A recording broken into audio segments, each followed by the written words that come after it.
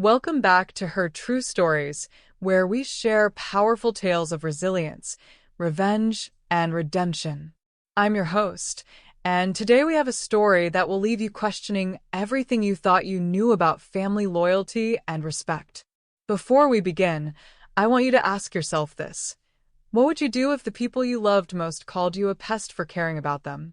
How far would you go to teach ungrateful children the true value of what they've taken for granted? Today's story follows Victoria Hale, a 58-year-old woman who discovered that sometimes the most loving thing you can do is show someone exactly what life looks like without you. If you've ever felt undervalued, taken for granted, or dismissed by the people who should love you most, this story is for you. And if you're new to our channel, please hit that subscribe button and ring the notification bell. We share these life-changing stories every week, and you won't want to miss what's coming next. Now, let me tell you about the day Victoria's world shattered and how she turned that destruction into the most brilliant revenge plan you've ever heard. But fair warning, this story will make you think twice about how you treat the people who sacrifice everything for you. Let's begin. My name is Victoria Hale, and at 58, I thought I had mastered the art of being a mother. I was wrong about many things, but I was absolutely right about one. Children can be the cruelest creatures on earth, especially when they forget who gave them everything. The morning that changed my life forever started like any other Wednesday in my pristine suburban home. I was arranging white peonies in my crystal vase, the same Waterford crystal my late husband Marcus had given me for our 20th anniversary. The morning light streamed through the bay windows of my Tudor-style mansion, casting everything in that golden glow that photographers spend fortunes trying to recreate. I had always prided myself on creating beauty. At 58, I still turned heads when I walked into a room. My platinum blonde hair was styled to perfection, my skin maintained through years of disciplined skincare, and my figure preserved through daily yoga and careful eating. Marcus used to say I was the most beautiful woman in any room, and even 3 years after his passing, I believed him. But beauty, I was about to learn, means nothing to ungrateful children. My daughter Sophia was getting married in 6 weeks. At 28, she was stunning in that effortless way that comes with youth, but she had inherited more than just my looks. She had inherited my determination, though hers had been warped into something entitled and cruel. For the past 8 months, I had been planning and funding what was shaping up to be the wedding of the century, a $65,000 extravaganza at the country club where Marcus and I had been married. Every detail had been carefully orchestrated. The imported Italian roses, the hand-calligraphed invitations, the designer dress that cost more than most people's cars, the symphony quartet I had flown in from New York. All of it was my gift to my daughter, my way of showing her how much I loved her. That morning, I was reviewing the final seating arrangements when my phone rang.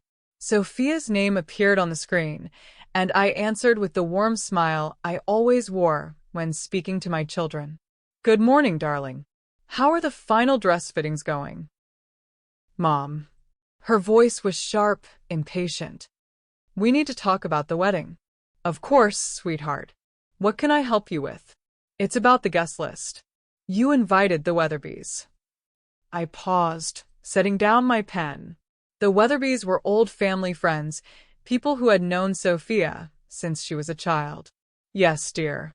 Margaret and I have been friends for 30 years. I thought, well, uninvite them." The words hit me like a slap. "I'm sorry, what?" "You heard me. Devin doesn't like them. He thinks they're boring old people, and honestly, I agree. This is supposed to be a young, fun wedding, not some stuffy old person party." I felt my carefully composed smile falter. "Sophia, these are people who watched you grow up. Margaret was at your baptism, your confirmation, your graduation." "Mom, stop being such a pest about this. It's my wedding, not yours. Either uninvite them, or I will, and I won't be nice about it." Pest. The word rang in my ears like a bell tolling. After everything I had done for her, After every sacrifice, every dollar spent, every sleepless night I had spent planning her perfect day, I was a pest. Sophia, I think you're being unreasonable. These people love you. God, you're so annoying. You always do this, trying to control everything. You can't just let me have what I want without making it about you and your stupid old friends. I closed my eyes, feeling something cold settle in my chest. I see. Do you? Because I'm starting to think you don't get it. This is my wedding. My day. And if you can't respect that, then maybe you shouldn't be involved at all. The line went dead. I sat in my perfect kitchen, surrounded by the perfect life I had built, and felt something crack inside my chest. Not my heart, that had been broken before and healed. This was something deeper, something that had been holding my world together. An hour later, my son Ethan called. At 30, he was the golden boy.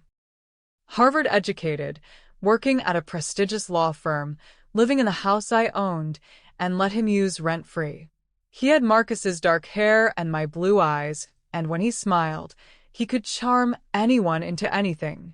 That morning, his charm felt like acid. Hey, Mom.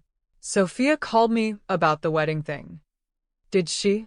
Look, I think you need to apologize to her. She's really upset, and with the wedding so close, she doesn't need this stress. I set down my coffee cup with deliberate precision. She called me a pest, Ethan, for trying to include people who love her in her wedding. Come on, Mom. You know how brides get. She's just stressed.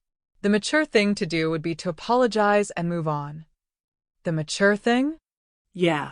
Look, I know you mean well, but sometimes you can be a little intense about family stuff.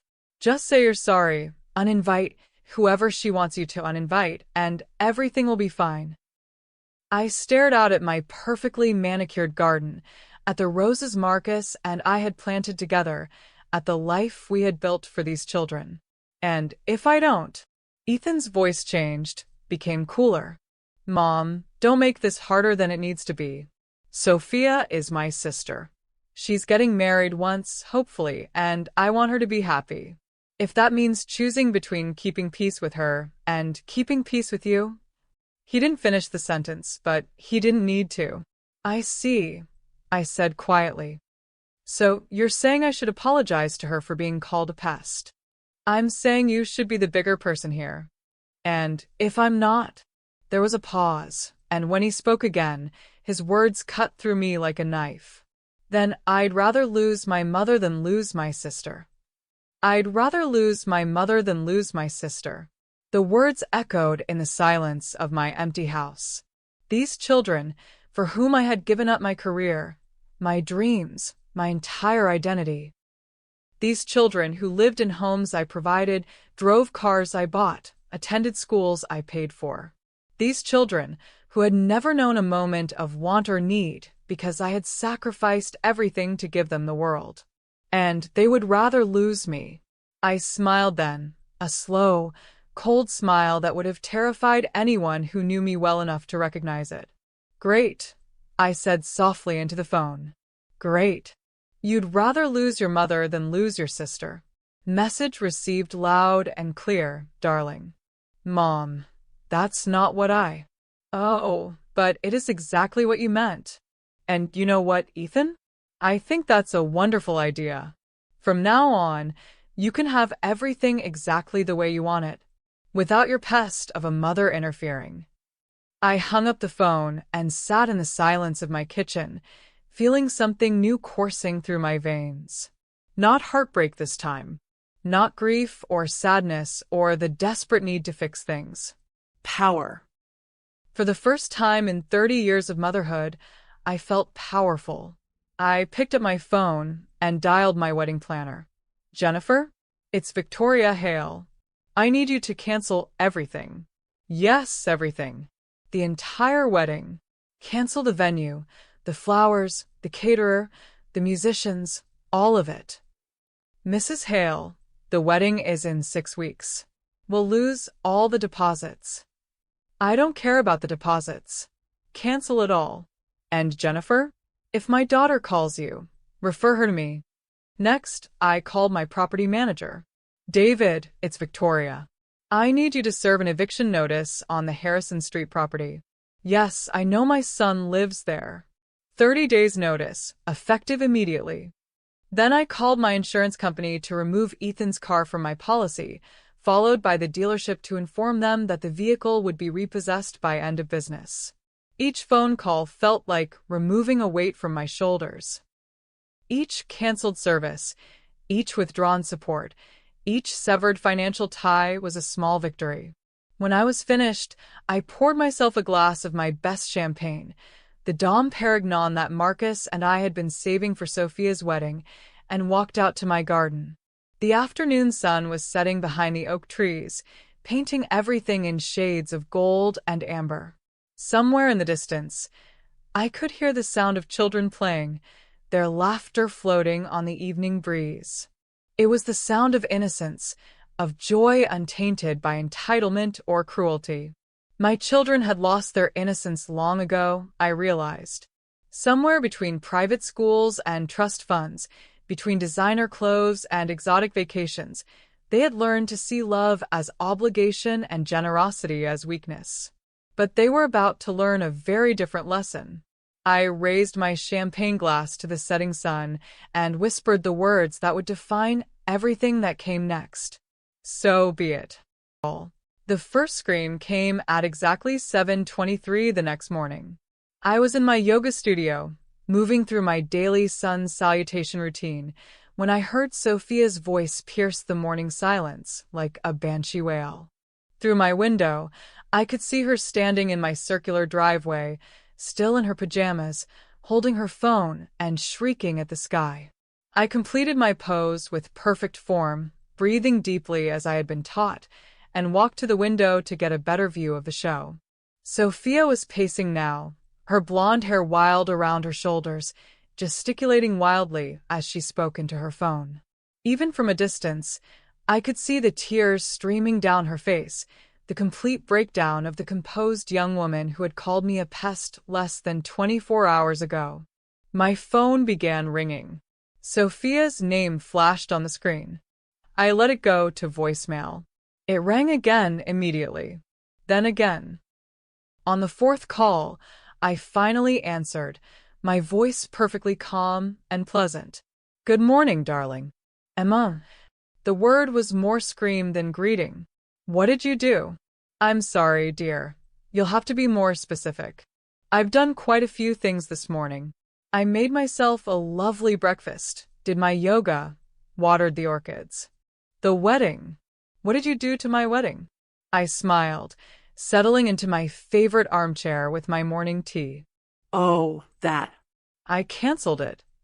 The silence on the other end was so complete I wondered if the call had dropped. Then came a sound I had never heard from my daughter before, a low, keening wail that sounded like an animal in pain. You canceled my entire wedding? Every last detail. The venue, the flowers, the food, the music, even the photographer. I called everyone yesterday evening. Quite efficient, really. I'm rather proud of how organized I was about it. But the deposits, the contracts. All forfeit, I'm afraid. Turns out wedding vendors don't like last-minute cancellations. Who knew? Another silence then. But why? Just because I ask you to uninvite some people? I set down my teacup with a delicate clink. Oh, sweetheart, it wasn't about the Weatherbees. Though I must say, calling me a pest for wanting to include people who love you was rather illuminating. I didn't mean... Of course you did. And your brother made it even clearer when he said he'd rather lose his mother than lose his sister. Well, congratulations, darling.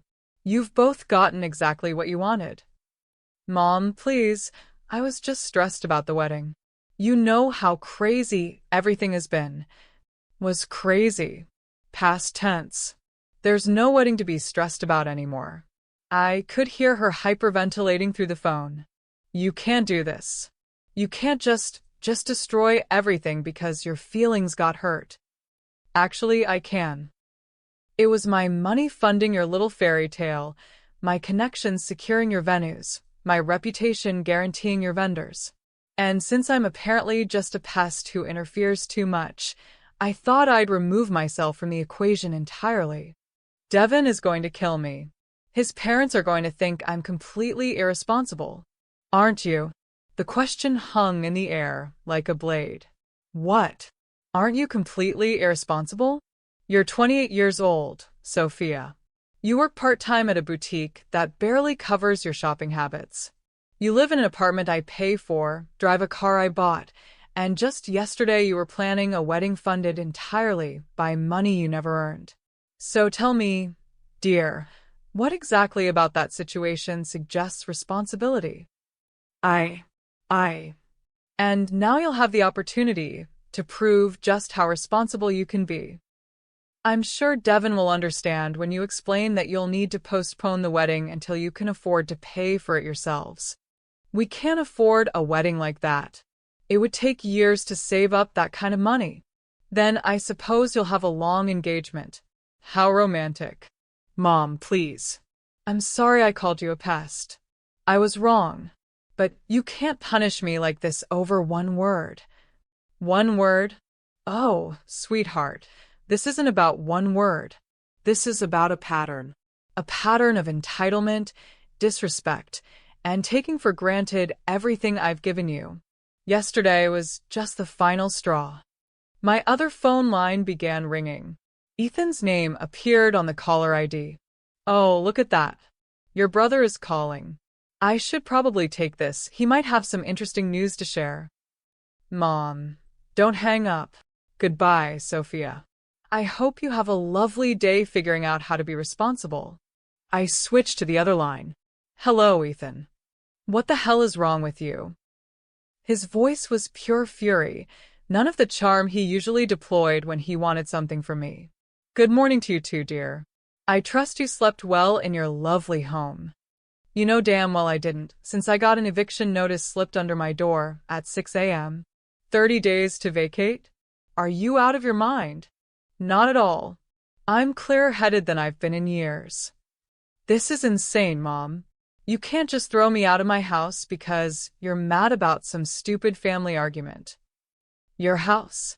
I laughed, and the sound surprised even me with its coldness. Darling, it's my house. My name on the deed, my money that purchased it, my generosity that allowed you to live there rent-free for the past 3 years. I've been taking care of it. I've been maintaining the property value. How noble of you. I'm sure the new tenants will appreciate all your hard work. I've already had David list it for rent at market rate. Turns out I can get $3,200 a month for it. Who knew? $3,200? Mom, I can't afford that kind of rent on my salary. Then I suppose you'll need to find somewhere more within your budget. Have you considered roommates? I hear that's quite common for people your age. People my age who don't have trust funds and family money. Yes, about that. I've also had a chat with my financial advisor about your trust fund. Fascinating conversation, really. Did you know that as the settler of the trust, I retain certain discretionary powers? I can modify the distribution schedule under specific circumstances. The silence stretched so long I thought he might have hung up. You wouldn't. Oh, but I would. And I have. Your monthly distributions have been suspended indefinitely, pending a review of the trust's purposes and your conduct as a beneficiary. You can't do that. There are laws. There are indeed laws, and I've followed all of them. Amazing what you can accomplish when you have good lawyers and unlimited time to read the fine print. A car door slammed outside my window. Through the curtains, I could see Ethan striding up my driveway, his face twisted with rage. I'm at your front door, he said into the phone. I can see that. Let me in. We're going to settle this right now. I don't think so. Mom, open this door. No. I watched him try the handle, then begin pounding on the mahogany door Marcus had specially imported from Ireland. The sound echoed through my pristine foyer, but I remained seated in my chair, sipping my tea. I'm not leaving until you fix this. Then you'll be there for quite a long time. I suggest you call an Uber. An Uber? My car won't start. Oh, yes, that. I had it repossessed this morning. Turns out when you stop paying the insurance and inform the dealership that the registered user is no longer authorized to possess the vehicle, they're quite efficient about collection. The pounding stopped abruptly. You had my car repossessed? Technically, it was never your car.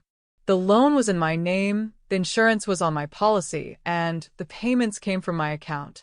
I simply reclaimed my property. How am I supposed to get to work? The same way millions of people do every day. Public transportation, ride shares, walking, biking, really, the options are endless. This is crazy. You've lost your mind. On the contrary, I've found it. For the first time in 30 years, I'm thinking clearly. Through the window, I watched him sink down onto my front steps, his head in his hands. For just a moment, he looked like the little boy he used to be, the one who would cry when he scraped his knee and run to me for comfort. But that little boy had grown into a man who would rather lose his mother than lose his sister. That little boy had died somewhere between Harvard and entitlement, and I was finally ready to bury him. Mom, his voice was smaller now, plaintive. Please. I didn't mean what I said yesterday. I was just trying to keep the peace. By throwing me under the bus. That's not what I was doing, isn't it? When forced to choose between supporting your mother and appeasing your sister, you chose Sophia. When asked to stand up for the woman who gave you everything, you told me to apologize for being called a pest. That's not keeping the peace, Ethan. That's cowardice. I'm sorry. No, you're not. You're sorry you're facing consequences. There's a difference. I stood up and walked to the front door, pressing my hand against the wood that separated us. On the other side, I could hear him crying, actually crying like he hadn't done since he was a child. You have 30 days to find somewhere else to live, I said loudly enough for him to hear through the door. I suggest you use them wisely. Mom, please. Goodbye, Ethan. I walked away from the door and didn't look back. By noon, my phone had rung 17 times. Sophia called 6 times, Ethan called 8 times, and Devin, Sophia's fiancé, called 3 times. I didn't answer any of them. Instead, I drove to the country club for lunch. The maitre d' greeted me with his usual warm smile. Mrs. Hale, how lovely to see you. Will you be dining alone today? Yes, at the usual table by the window. The dining room was full of the usual crowd, wealthy women my age, discussing their children's accomplishments and their husbands' business deals. I had been part of this world for over 30 years, had helped plan their charity galas and attended their dinner parties, had listened to them complain about ungrateful children and demanding spouses. Victoria! Margaret Weatherby approached my table, her face creased with concern. I heard about the wedding. Is everything all right? I smiled serenely. Everything is perfect, Margaret. Sophia has decided she needs to take more responsibility for her own life. Very mature of her, really. But the invitations went out weeks ago. Young people today change their minds so quickly. I'm sure everyone will understand. Margaret's eyes narrowed slightly. She had known me long enough to recognize when I was hiding something, but she was too polite to press. Well, if there's anything David and I can do to help. Actually, there is something. You mentioned that your nephew is looking for a rental property? I have a lovely house that just became available. 3 bedrooms, 2 baths, beautiful garden. Very reasonable rent for the right tenant. Oh. Yes, he'd be very interested. Ethan isn't. Ethan is moving on to bigger and better things. Growing up, you know. It's time. I spent the next hour fielding similar conversations, each one an opportunity to control the narrative. By the time I left the club, the story was already spreading through our social circle. Victoria Hale's children were finally becoming independent. How wonderful for them. How proud she must be. No one questioned why a mother would suddenly withdraw support from her children. After all, wasn't that what good parents did? Taught their children to stand on their own 2 feet? That evening, I sat in my garden with a glass of wine, watching the sunset paint the sky in shades of rose and gold. My phone sat silent beside me. Apparently, my children had finally gotten the message that I wasn't taking their calls. The silence was intoxicating. For 30 years, I had organized my life around their needs, their schedules, their crises. Every decision had been filtered through the question of how it would affect them. Every opportunity one had passed up, every dream I had deferred, every sacrifice I had made, all for children who saw me as nothing more than a pest. Well, pests could be exterminated. As the last light faded from the sky, I made a mental list of everything else I needed to do. Closing credit cards, canceling phone plans, removing them from insurance policies. The infrastructure of support I had built around their lives was vast and complex. Dismantling it was going to be even more satisfying than building it had been. I raised my wine glass to the first stars appearing in the darkening sky. To new beginnings, I whispered. Somewhere in the distance, a car door slammed. Then another scream pierced the night air. Sophia again, I thought. Apparently, she had just discovered something else I had canceled. I smiled and took another sip of wine. The night was young, and I was just getting started.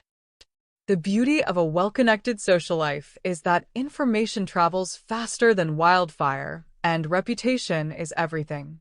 After 30 years of carefully cultivated relationships in our affluent suburban community, I had built a network that could destroy or elevate someone with a few well-placed words.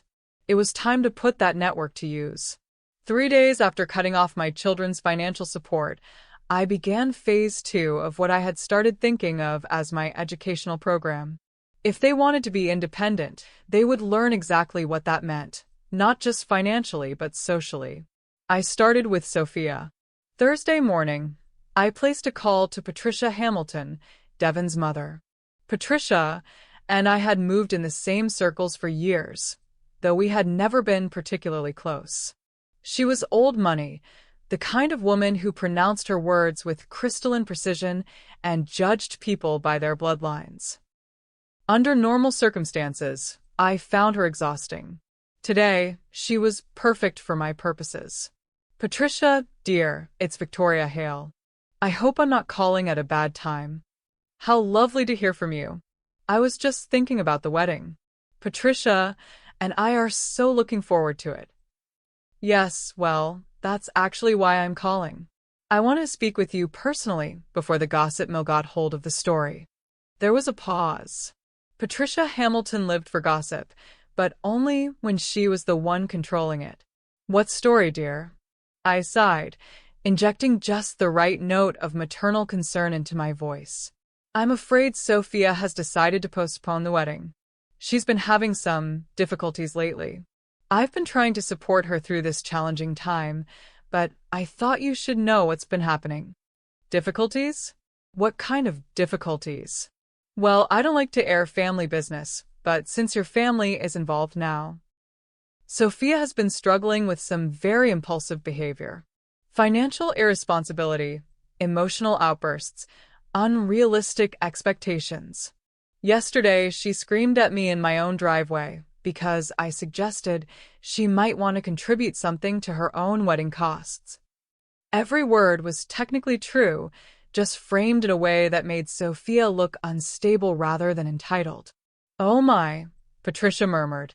Devon hasn't mentioned anything. He's such a sweet boy, trying to protect her. But I'm concerned that she's not ready for marriage. The wedding planning process has been challenging. Sophia has been making demands that frankly seem quite unreasonable for someone who isn't contributing financially to the event. I see. I've decided to step back and let her handle the wedding arrangements herself. If she's ready to be a wife, she should be capable of managing her own wedding, don't you think? That seems wise. I just wanted you to hear it from me before you heard some garbled version from someone else. You know how these things get twisted. After I hung up, I sat back in my chair and smiled. Patricia Hamilton was many things, but discreet was not one of them. By evening, half the country club would know that Sophia Hale was having difficulties and that her own mother had concerns about her readiness for marriage. Next, I called Monica Chin, whose boutique employed Sophia part-time and where Sophia had been hoping to secure a full management position. Monica, it's Victoria Hale. I wanted to thank you again for giving Sophia the opportunity to work with you. Oh, Victoria, she's such a lovely girl. We've actually been discussing expanding her role. I'm so glad to hear that. I hope you'll keep me posted on how she does with increased responsibility. Between you and me, I'm a little concerned about her ability to handle pressure right now. Concerned? She's been under a great deal of stress with the wedding planning, and I've noticed some concerning behaviors. Mood swings, unrealistic expectations, difficulty accepting feedback. I'm hoping that more responsibility at work might help her develop better coping skills. I hadn't noticed any problems. She's very good at putting on a brave face. But I thought you should be aware, in case you see any signs of instability. The last thing I'd want is for her personal struggles to affect your business. Monica was quiet for a moment. I appreciate you telling me this, Victoria. Of course. We mothers have to look out for each other, don't we? The third call was to Amanda Pierce, whose husband sat on the board of the charity where Sophia had been volunteering and hoping to secure a paid position. Amanda was a notorious gossip, which made her perfect for spreading carefully crafted concern about my daughter's stability. Amanda, I hope you don't mind me calling, but I wanted to discuss Sophia's volunteer work with the Children's Literacy Program. She's been wonderful, Victoria. So enthusiastic. I'm glad to hear that. I do hope her recent challenges don't interfere with her commitment to the program. Challenges. She's been going through a difficult period. Some financial stress, relationship pressures. I've been trying to help her work through some impulsive decision-making patterns, but I worry about her ability to maintain consistent commitments right now. Oh, dear. Is everything all right? I'm sure it will be, once she learns to take responsibility for her choices. I just wanted to make sure you knew to keep an eye on her reliability. Young people sometimes bite off more than they can chew, don't they?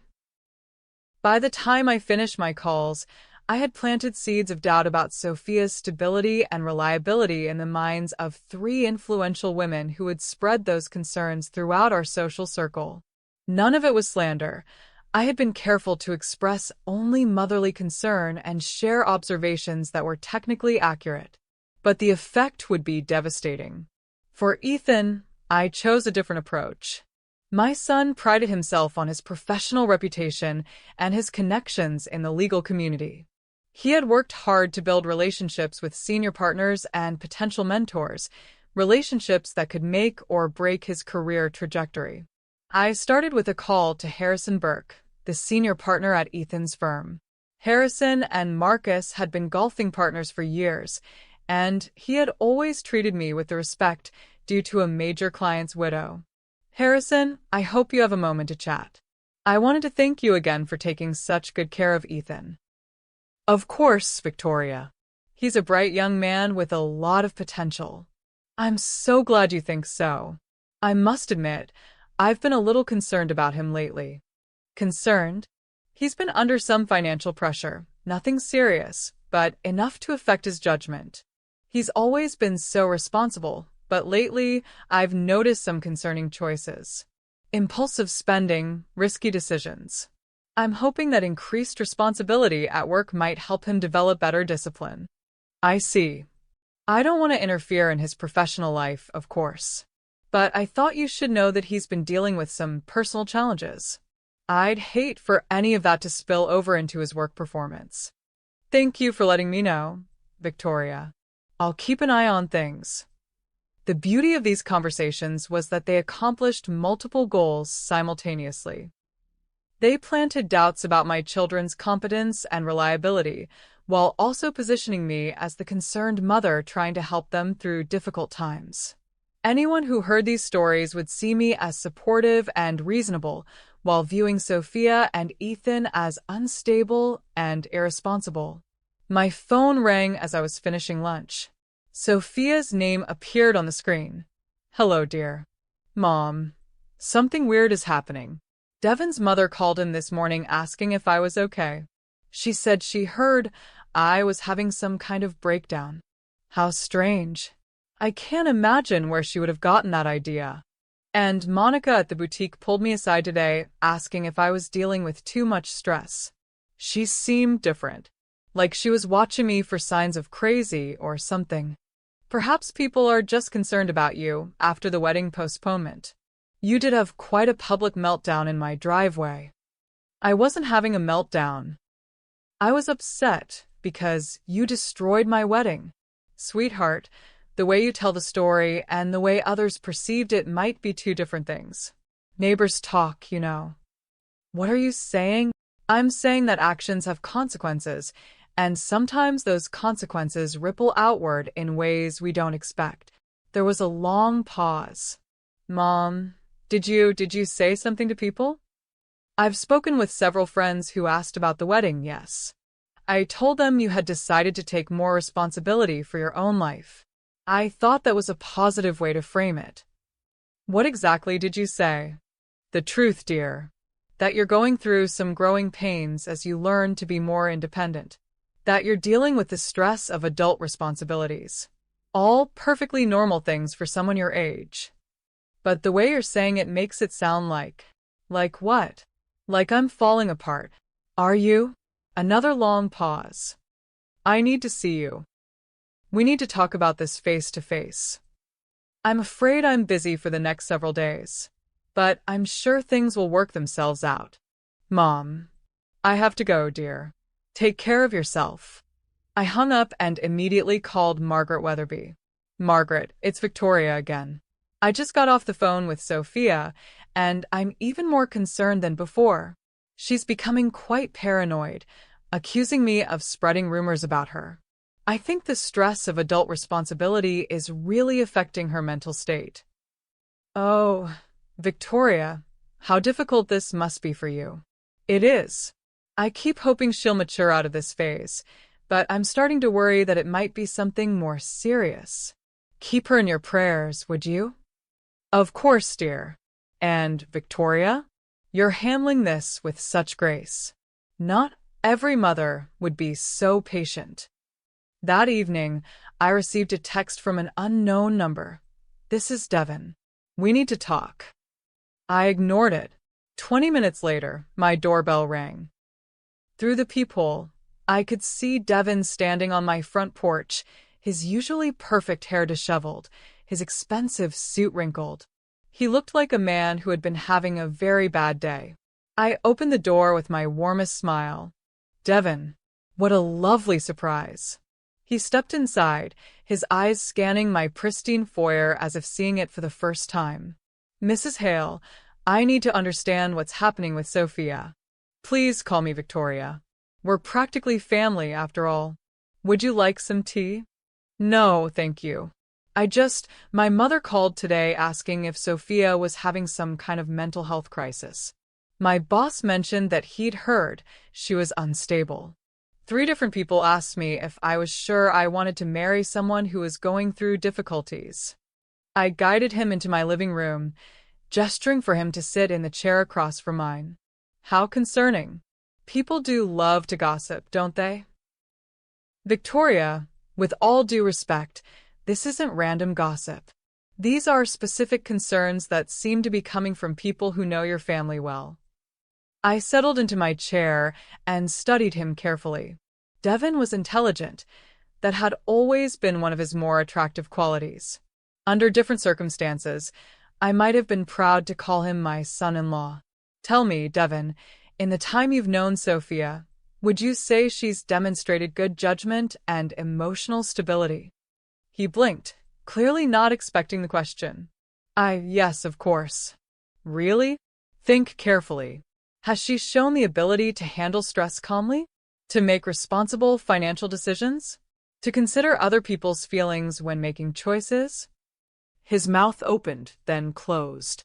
I could see him thinking back over their relationship, reassessing moments he had perhaps previously overlooked. She can be impulsive, he said slowly. Impulsive. That's a kind way to put it. But that's just she's young. She's passionate. She's 28, Devon. How long are we going to excuse poor behavior as youthful passion? Mrs. Hale, Victoria, I love your daughter. I'm sure you do. But love isn't always enough, is it? Marriage is a partnership that requires maturity, responsibility, and mutual respect. Tell me honestly, do you think Sophia is ready for that level of commitment? He was quiet for a long moment, staring at his hands. 2 days ago, I would have said yes without hesitation, he said finally.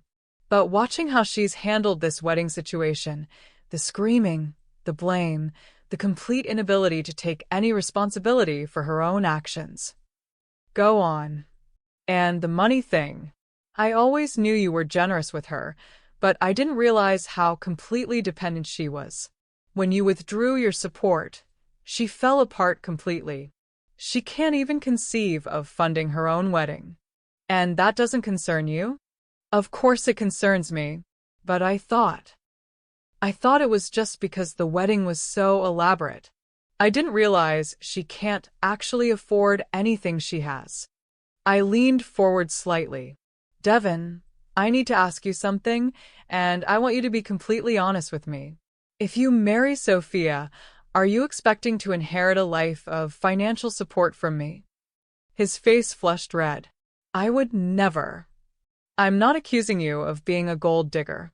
I'm asking if you're prepared to build a life with someone who has never learned to support herself. She could learn. Could she? Or would it be easier for her to find someone else who would take care of her the way I always have? The question hung in the air between us, like a sword. I think, I said gently, that you need to have some very serious conversations with my daughter about what your marriage would actually look like. Not the fairy tale version funded by my money, but the real-world version where two people build a life together through their own efforts. He stood up abruptly. This is all because she called you a pest, isn't it? I smiled sadly. Oh, Devon, if you think this is about one word, then you understand even less than I thought. Then what is it about? It's about 30 years of sacrifice being dismissed as interference. It's about children who think love means never having to say thank you. It's about the fundamental disrespect of taking someone for granted. So, you're destroying her life to teach her a lesson? I'm removing myself from her life because she made it clear that's what she wanted. Everything else is just her learning to live with the consequences of her choices. He stared at me for a long moment, and I could see the exact moment when he understood the full scope of what I had done. You're not going to fix this, are you? There's nothing to fix, dear. This is exactly what Sophia and Ethan asked for. After he left, I poured myself a glass of wine and sat in my garden, watching the last light fade from the sky. My phone buzzed with text messages, Sophia begging me to call her back, Ethan demanding I stop this madness, Devon asking if we could meet again to discuss finding a solution. I turned off my phone and enjoyed the silence. Tomorrow I would make more calls. I would plant more seeds of doubt, share more carefully worded concerns, and watch as my children's social and professional networks began to view them with suspicion and wariness. They had wanted independence. They were about to discover exactly how dependent they had been, not just on my money, but on my reputation, my connections, and my protection. And this was only the beginnings. By the end of the first week, the Whisper campaign was working better than I had dared hope.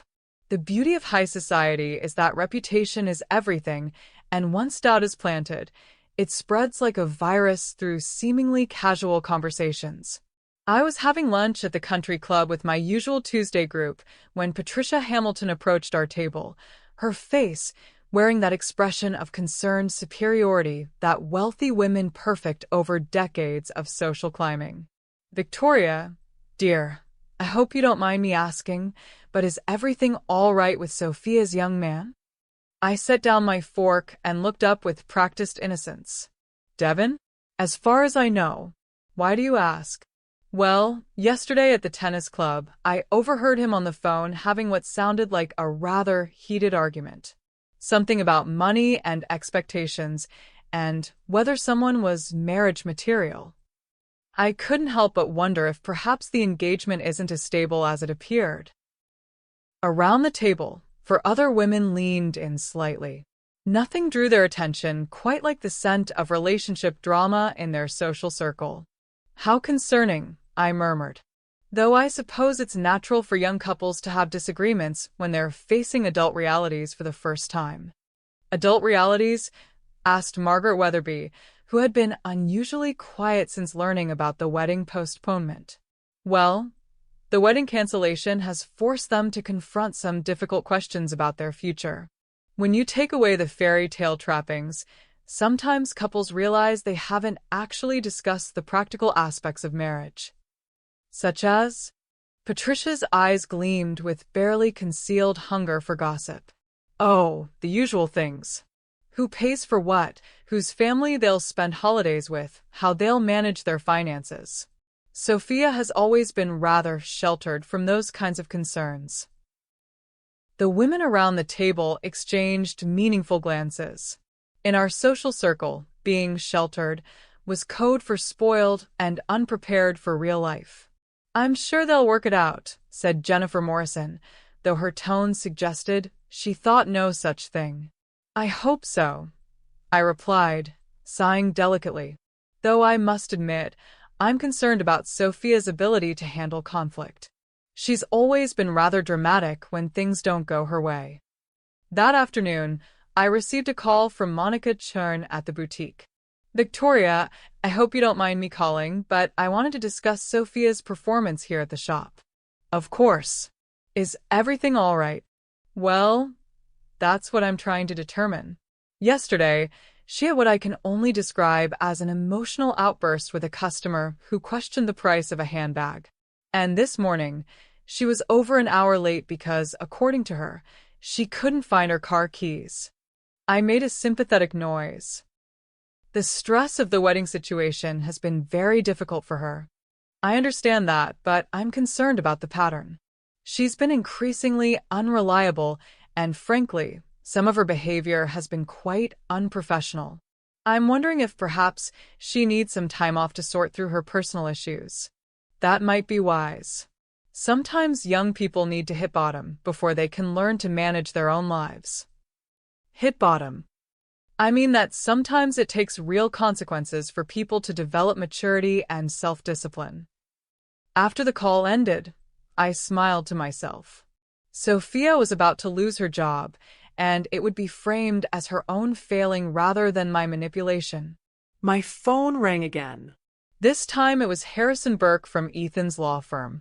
Victoria, I hope I'm not overstepping, but I wanted to touch base about Ethan. Of course, Harrison. Is there a problem? Not a problem exactly, but I've noticed some concerning changes in his behavior. He's been distracted, sometimes comes in looking like he didn't sleep well, and yesterday he made some basic errors on a brief that he should have caught. Oh, dear. I was afraid something like this might happen. Afraid? Ethan has been under a great deal of stress lately. He's been forced to confront some financial realities, and I think it's been quite a shock to his system. Financial realities? He's had to learn to live within his means for the first time in his life. It's been educational, but also challenging. Sometimes when young people are suddenly faced with real-world pressures, it affects their performance in other areas. I see. Do you think this is temporary, or should I be concerned about his long-term reliability? I believe Ethan has the potential to be an excellent lawyer, Harrison. But he needs to learn some life lessons first. Whether he rises to the challenge or crumbles under the pressure remains to be seen. That evening, both of my children showed up at my door at the same time. Through the peephole, I could see them standing on my front porch, clearly having arrived in Sophia's car, a small Honda that looked particularly shabby next to my Mercedes in the driveway. They both looked terrible. Sophia's usually perfect hair was pulled back in a messy ponytail, and she was wearing jeans and a t-shirt that suggested she had given up on maintaining appearances. Ethan looked like he hadn't slept in days, his suit wrinkled and his tie askew. I opened the door with a warm smile. What a lovely surprise. Please come in. They followed me into the living room, both of them moving with the defeated posture of people who had been beaten down by circumstances beyond their control. Can I offer you anything? Coffee? Wine? Mom. Sophia's voice was small and tired. We need to talk. Of course, dear. Please sit down. They perched on the edge of my sofa, like birds ready to flee at the first sign of danger. This has to stop, Ethan said, his usual charm completely absent. What has to stop? You know what? The whisper campaign, the reputation destruction, the systematic dismantling of our lives. I tilted my head innocently. I'm sorry, I don't know what you mean. Don't lie to us. Sophia exploded, then immediately seemed to shrink back into herself. Please. Don't pretend you don't know exactly what you're doing. I'm living my life, dear, just as you both made it clear you wanted me to do.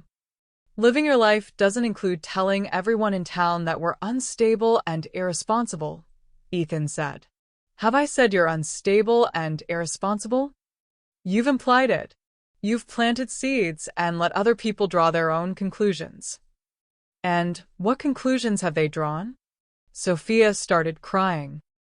Not the dramatic sobs of our first confrontation, but the quiet, defeated tears of someone whose spirit was breaking. Devin is questioning our engagement, she whispered. His mother thinks I'm having a nervous breakdown. I lost my job today because Monica thinks I'm too emotionally volatile to work in customer service. And my boss is considering whether I'm reliable enough for the partnership track, Ethan added. 3 different clients have asked to be reassigned because they heard I was dealing with personal instability. I studied their faces, seeing the genuine pain and confusion there. For just a moment, I almost felt sorry for them. Almost. I'm truly sorry to hear you're struggling, I said carefully. Growing up is never easy. Growing up, Sophia's voice cracked. You're destroying our lives. I'm not destroying anything, sweetheart. I'm simply no longer protecting you from the consequences of your own choices. What choices? Ethan demanded. What did we do that deserved this? I set down my teacup and looked at both of them directly. You chose to treat me with disrespect and contempt. You chose to take my love and generosity for granted. You chose to dismiss my feelings and my contributions to your lives. And when I called you on it, you chose to double down rather than apologize. I'm apologizing now, Sophia said desperately. We're both apologizing. Please just make it stop. Stop what exactly? Stop talking to people about us. Stop spreading rumors. Stop sabotaging our relationships and our careers. I haven't spread any rumors. I've simply shared my honest concerns about your well-being with people who asked. Your honest concerns? Ethan's voice was sharp. You're not concerned about our well-being. You're punishing us. Can it be both? The question settled over them like a shroud. What do you want from us? Sophia asked finally. I want you to understand what you threw away when you decided you'd rather lose your mother than show her basic respect. We didn't mean. Yes, you did. You meant every word. And now you're living with the consequences. So what happens now? Ethan asked. You just keep destroying us until we're completely ruined? I smiled, and I could see from their expressions that the sight of it chilled them.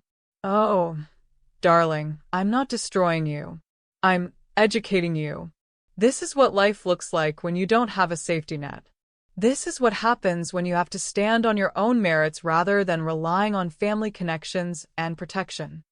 But we can't, we don't know how to. Then you'll learn. Or you won't. Either way, it's no longer my responsibility.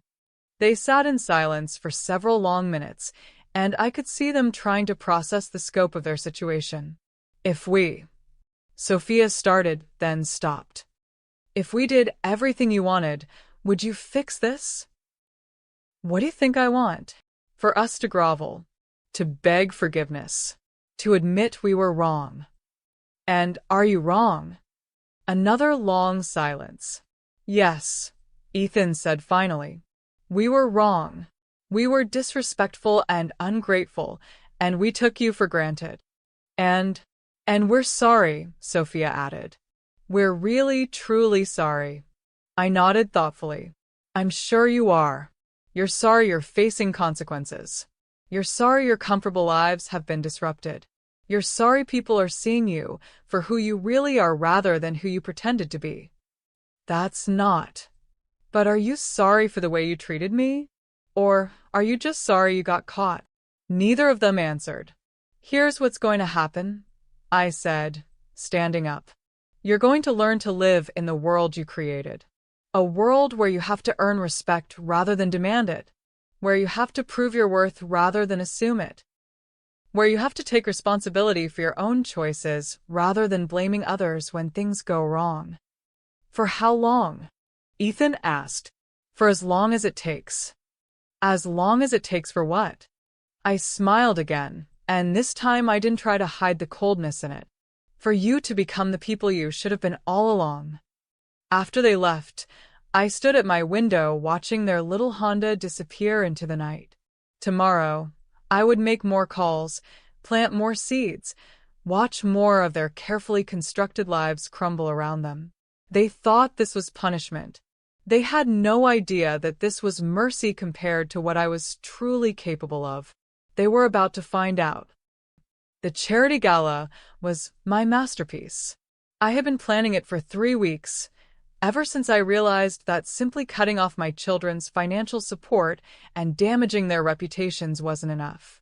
They needed to understand not just what they had lost, but what they had never truly appreciated in the first place.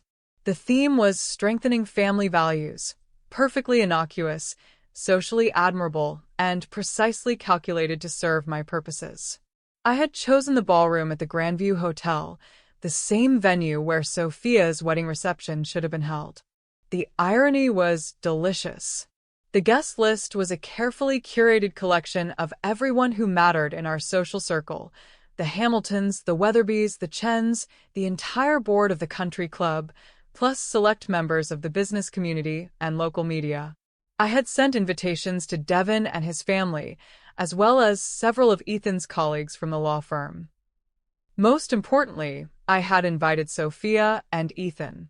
The invitation I sent to my children was a work of art in itself, elegant cream cardstock with gold embossing, the kind of formal invitation that demanded attendance rather than requested it. Mrs. Victoria Hale requests the honor of your presence at a charity benefit supporting the Strengthening Family Values Foundation.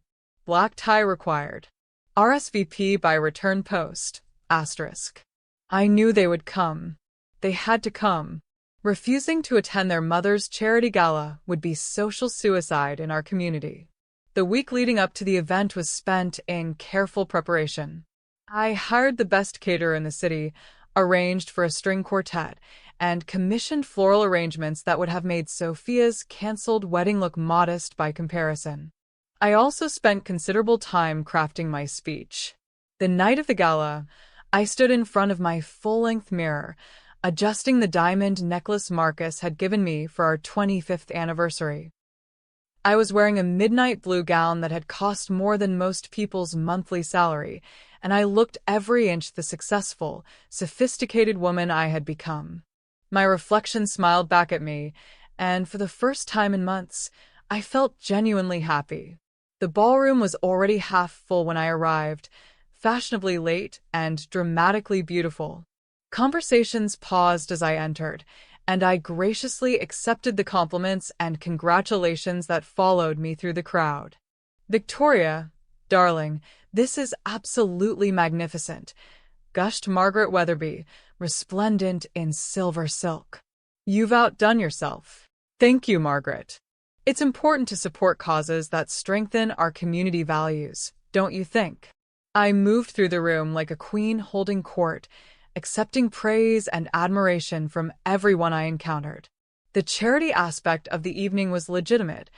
I was indeed raising money for family counseling services. But tonight's real purpose was something far more personal. At exactly 8 o'clock, I spotted Sophia and Ethan entering the ballroom. They both looked uncomfortable and underdressed despite their formal attire. Sophia was wearing a black dress I recognized from her closet. Simple, elegant, but clearly not new. Ethan's tuxedo was rented, and it showed. They scanned the room nervously, taking in the opulent decorations and the sea of perfectly groomed faces. This was their world, the world they had grown up in, but tonight they looked like outsiders pressing their faces against the window. Perfect. I made my way over to them, my smile radiant with maternal warmth. "Darlings, you came. I'm so pleased." Sophia looked like she wanted to run. "Mom, we need to talk." "Of course, dear, but not now. This is a celebration. Come, let me introduce you to some people." Before they could protest, I guided them through the crowd, making strategic introductions that placed them firmly in the position of my wayward children who were finding their way back to family values. "Patricia, you remember my daughter Sophia and my son Ethan. They're both going through such interesting periods of growth and self-discovery." "Devin," I called out as we approached the bar. "How lovely that you could make it." "Sophia, dear, why don't you go say hello to your fiancé?" But Devin's greeting was notably cool, and I could see Sophia's face crumple slightly as he turned away after only a few polite words. The evening progressed exactly as I had planned.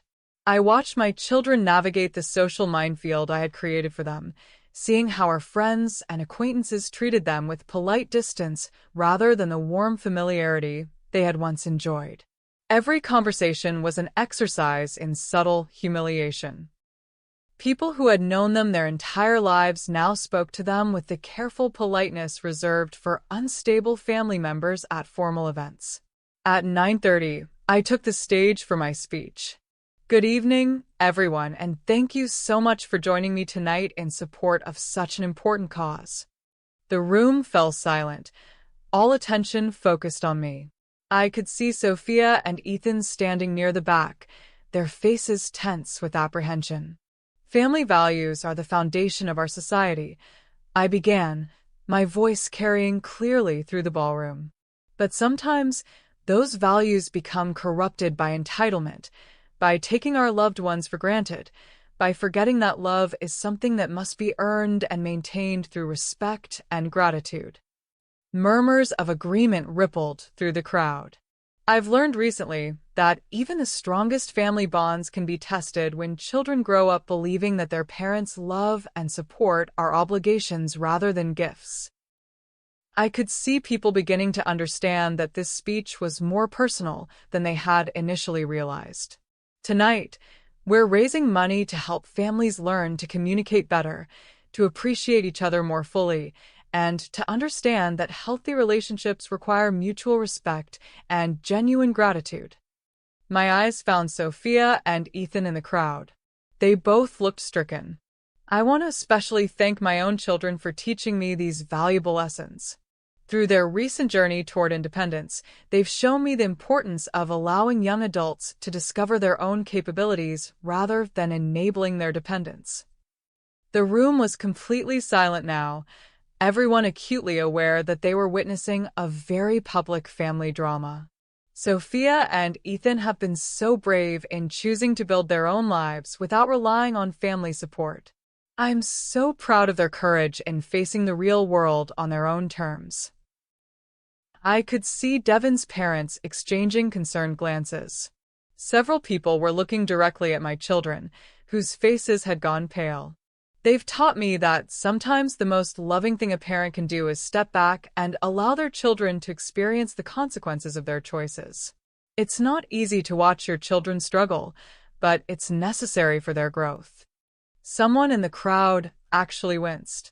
So tonight, as we celebrate family values, let's remember that love without boundaries isn't love at all, it's enablement. And sometimes, the greatest gift we can give our children is the opportunity to discover who they really are when they can't rely on anyone but themselves. The applause that followed was polite but uncomfortable. People weren't sure whether they were clapping for charity or witnessing a very public disowning. I raised my champagne glass to family values and to the courage to live by them even when it's difficult. As I left the stage, I could see Sophia pushing through the crowd toward the exit, her face streaming with tears. Ethan followed close behind, his expression murderous. But it was too late. The damage was done. By the time they reached the lobby, someone had already captured Sophia's dramatic exit on their phone. By the time they made it to the parking lot, the video was being uploaded to social media. I spent the rest of the evening graciously accepting condolences from people who assumed I was a grieving mother dealing with ungrateful children. Every conversation reinforced the narrative I had so carefully constructed. Victoria Hale was a saint, trying to help her troubled children learn responsibility. "You're handling this with such grace," Patricia Hamilton murmured, squeezing my hand. Not every mother would have the strength to do what's best for her children. "It's the hardest thing I've ever done," I replied, managing to inject just the right note of brave suffering into my voice. But sometimes love means saying no. The next morning, the local society page ran a full spread about the gala, complete with a photo of me giving my speech and several quotes about the importance of family accountability. There was also a small sidebar about the dramatic family moment that had unfolded during the evening. By noon, the story had made it to social media, where it was being shared with comments like, "Tough love," and finally, "A parent who isn't afraid to let her kids grow up." My phone rang constantly throughout the day, friends calling to offer support, acquaintances wanting to gossip about what they had witnessed, and reporters asking if I would comment on my brave parenting stance. I declined all interviews, but accepted all expressions of sympathy. By evening, Sophia's breakdown at the gala had become a minor internet sensation. The video of her tearful exit was being shared with commentary about entitled millennials and helicopter parenting. She had become a cautionary tale, and I had become a hero. My children, on the other hand, had become social pariahs. That night, I sat in my garden with a glass of champagne, reading the comments on various social media posts about the evening. The overwhelming consensus was that I was a courageous mother who had finally taken a stand against entitled children. One comment in particular made me smile. "Every parent should have the guts to do what Victoria Hale did.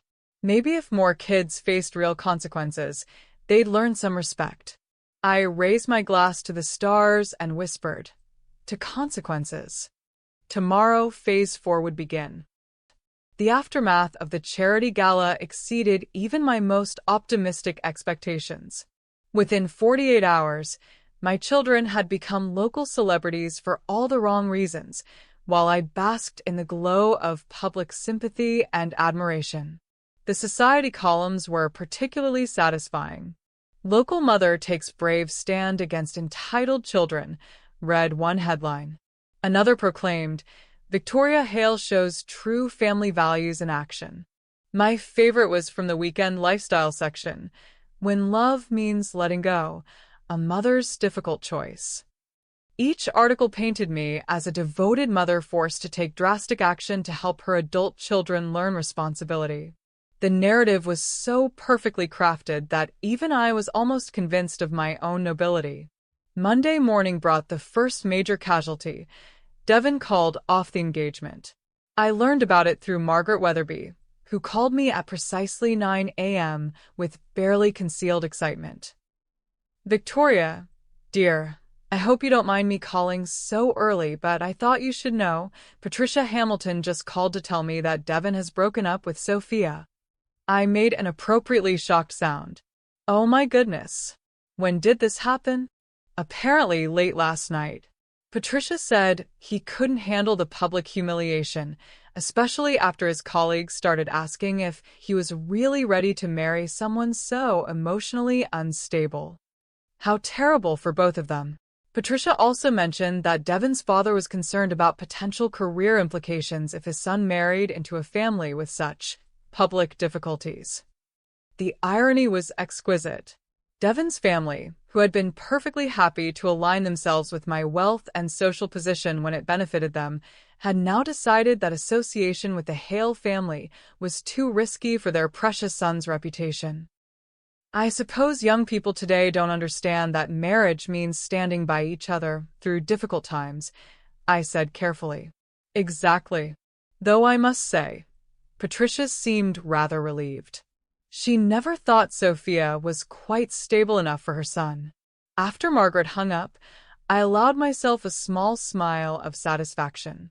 Sophia's engagement had been the last vestige of her old life, the final symbol of the privileged future she had taken for granted. Now, even that was gone. The phone rang again. This time it was Monica Chun from the boutique. Victoria, I wanted to let you know that I had to let Sophia go permanently.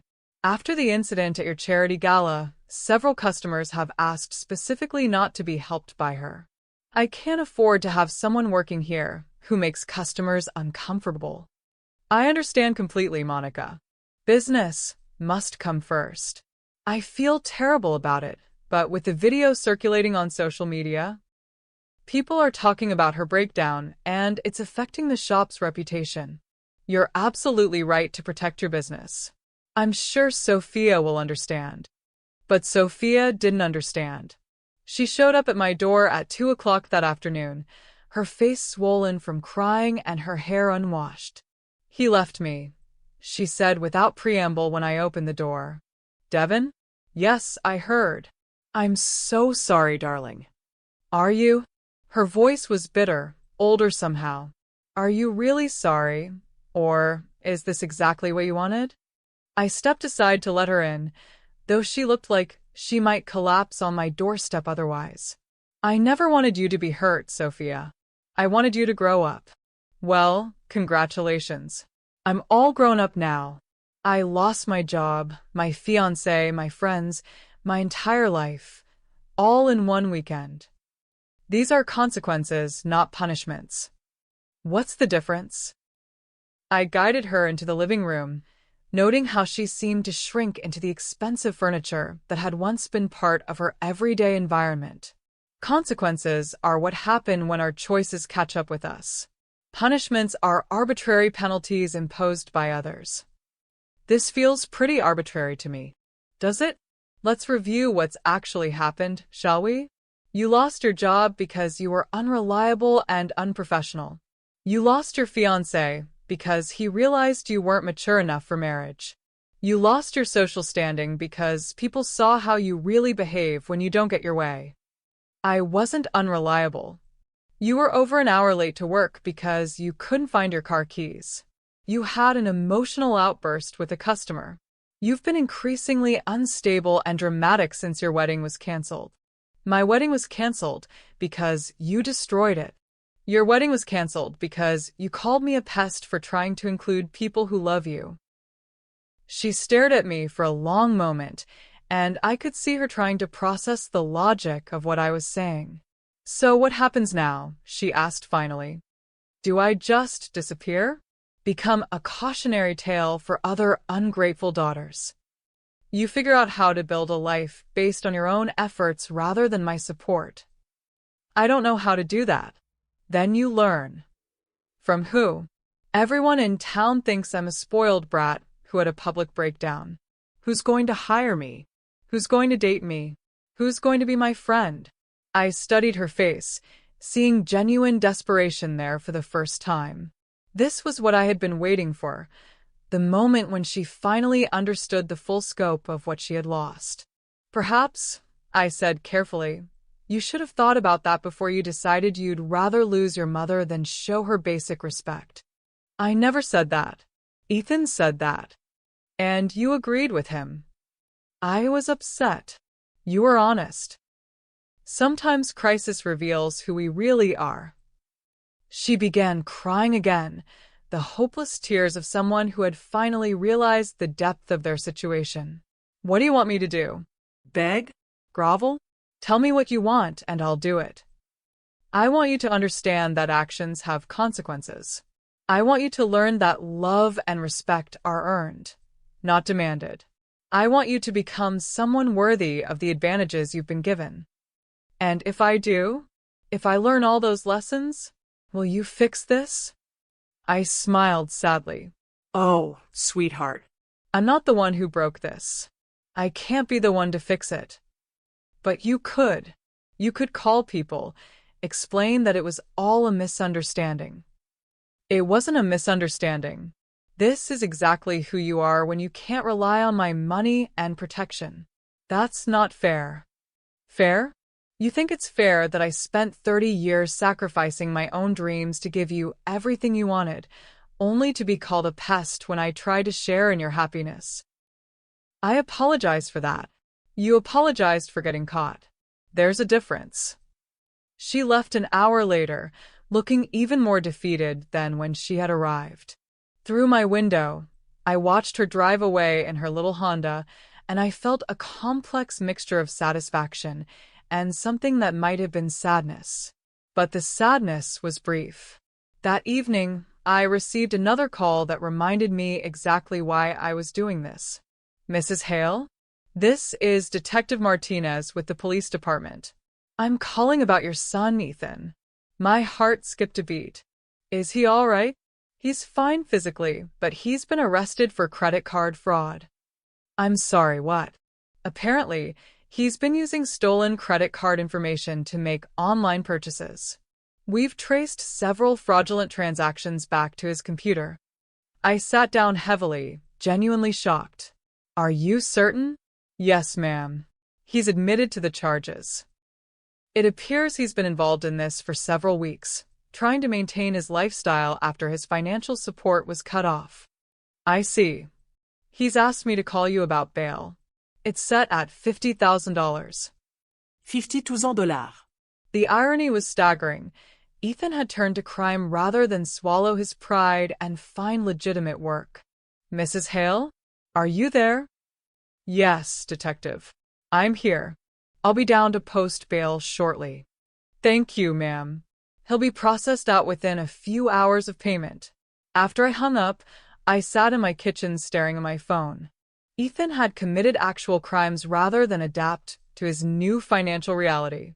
The boy who had once been destined for partnership at a prestigious law firm had chosen fraud over finding a job that matched his reduced circumstances.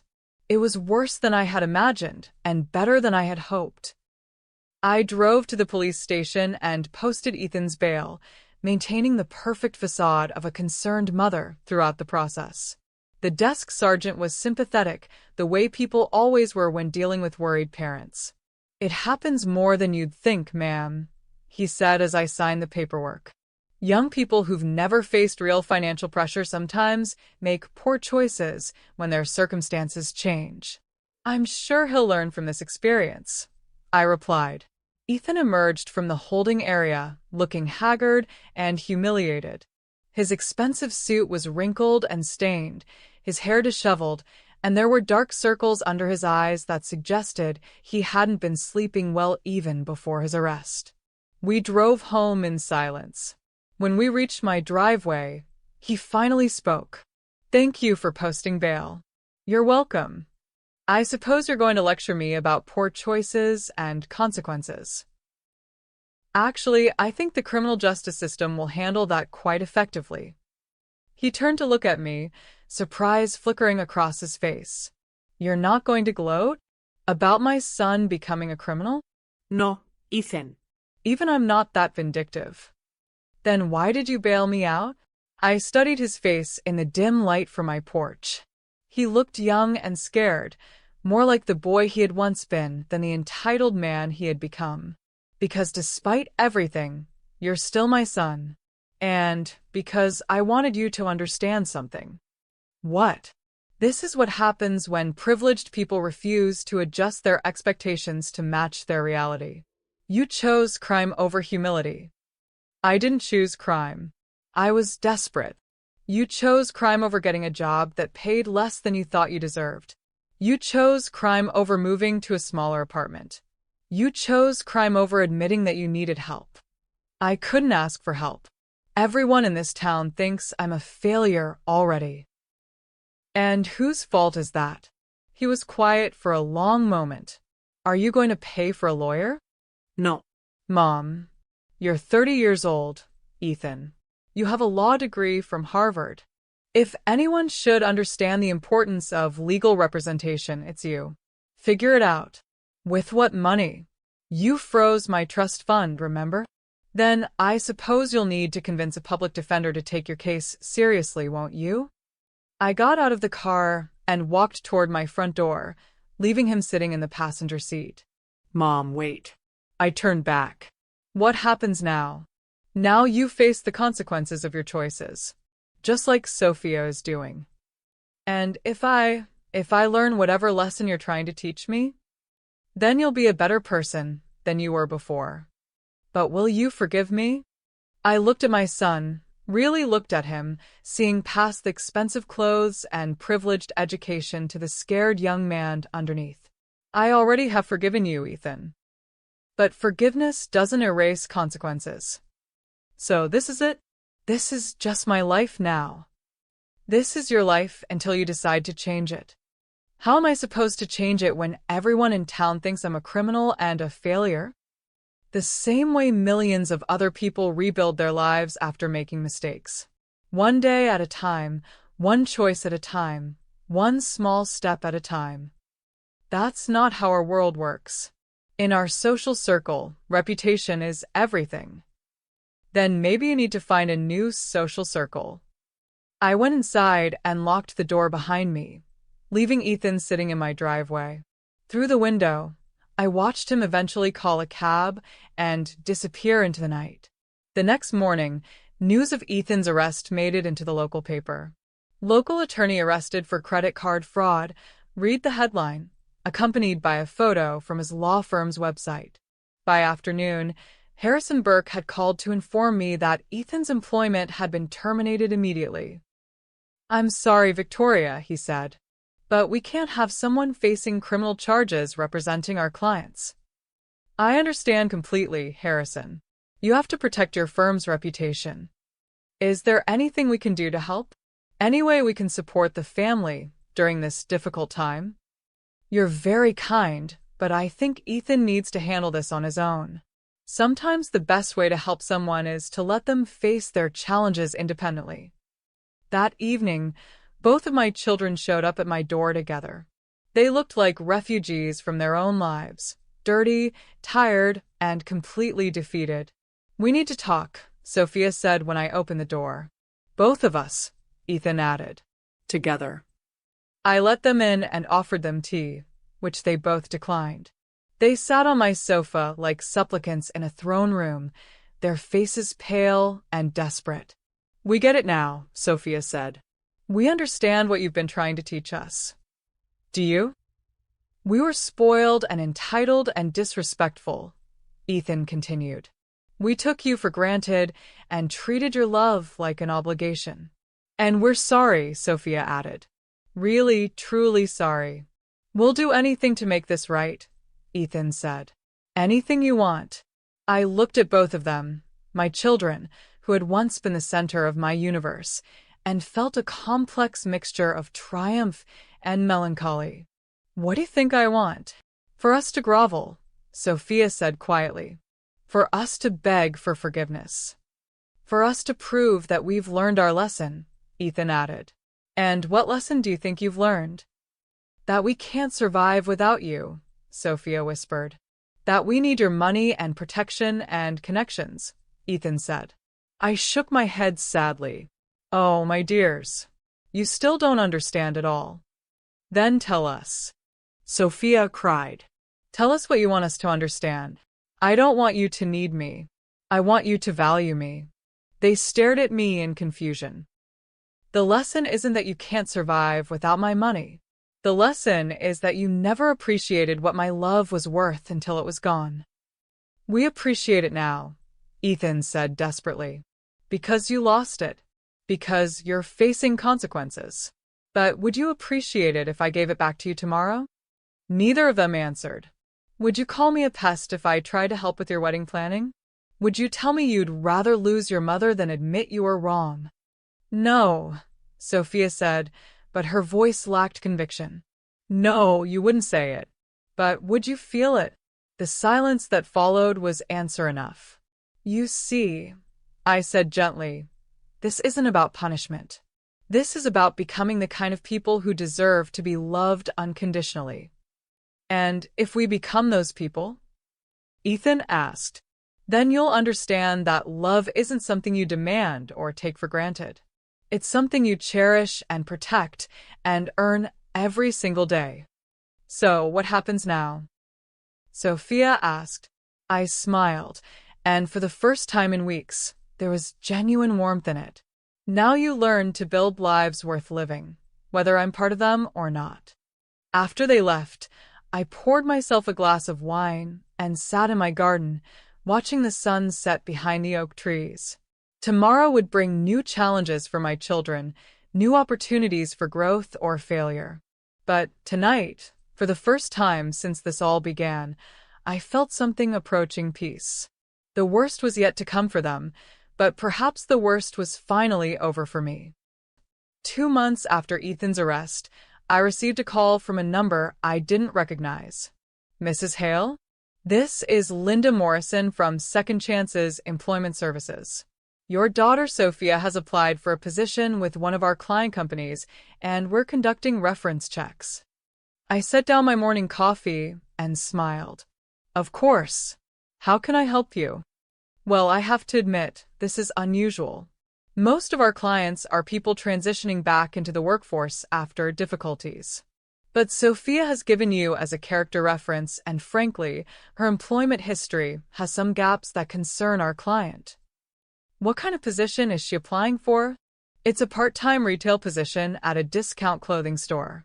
The pay is minimum wage, but they're willing to work with people who are rebuilding their lives. Minimum wage retail work. The daughter who had once managed a high-end boutique was now applying to fold clothes at a store that sold $15 dresses. I see. And what would you like to know about Sophia? Well, according to her application, she's been unemployed for 2 months after leaving her previous position due to restructuring. But our background check shows that she was actually terminated from several positions during that time. That's unfortunate, but not uncommon for young people who are learning to navigate workplace expectations. She also listed you as a reference for character. But given that you're her mother, you're wondering if I can be objective about her qualifications. Exactly. I considered my response carefully. This was an opportunity to either help Sophia or ensure her continued descent into desperation. Linda, I want to be completely honest with you. Sophia has been going through a very difficult period of personal growth. She's had to confront some hard truths about her work ethic and her sense of entitlement. I see. However, I believe that sometimes the most valuable employees are those who have learned from their mistakes. Sophia is discovering what it means to truly need a job rather than simply wanting one. And you think she's ready for that kind of responsibility? I think she's more motivated now than she's ever been in her life. After I hung up, I realized I had just given Sophia a genuinely positive reference, not because I was softening, but because her desperation would make her a better employee than she had ever been before. 3 hours later, Sophia called me. Mom, I got the job. Congratulations, dear. I'm proud of you. Are you? Because Linda Morrison said you gave me a really good reference, and I wasn't sure. I told her the truth, that you're learning valuable lessons about the dignity of work. It's minimum wage, Mom. 8 hours a day folding clothes and dealing with customers who treat me like I'm invisible. And how does that feel? Terrible. Humiliating. Like my life has become some kind of punishment. Or like your life has become real for the first time. There was a long pause. I move into my new apartment tomorrow, she said finally. How is it? Small. Cheap. In a neighborhood where I have to lock my car and watch over my shoulder walking to the front door. It sounds like you're learning to live within your means. I hate it. I'm sure you do. The neighbors play loud music until 3 a.m. The heat doesn't work properly. There's mold in the bathroom. Then I suppose you have some motivation to work hard and earn something better. This isn't living, Mom. This is surviving. Yes, it is. And millions of people do it every day without complaining to their mothers about how difficult it is. Another pause. Devon's mother saw me at the grocery store yesterday. She looked right through me like I didn't exist. That must have been uncomfortable. She used to invite me to her garden parties. Now she pretends she doesn't know me. Social position is fragile, isn't it?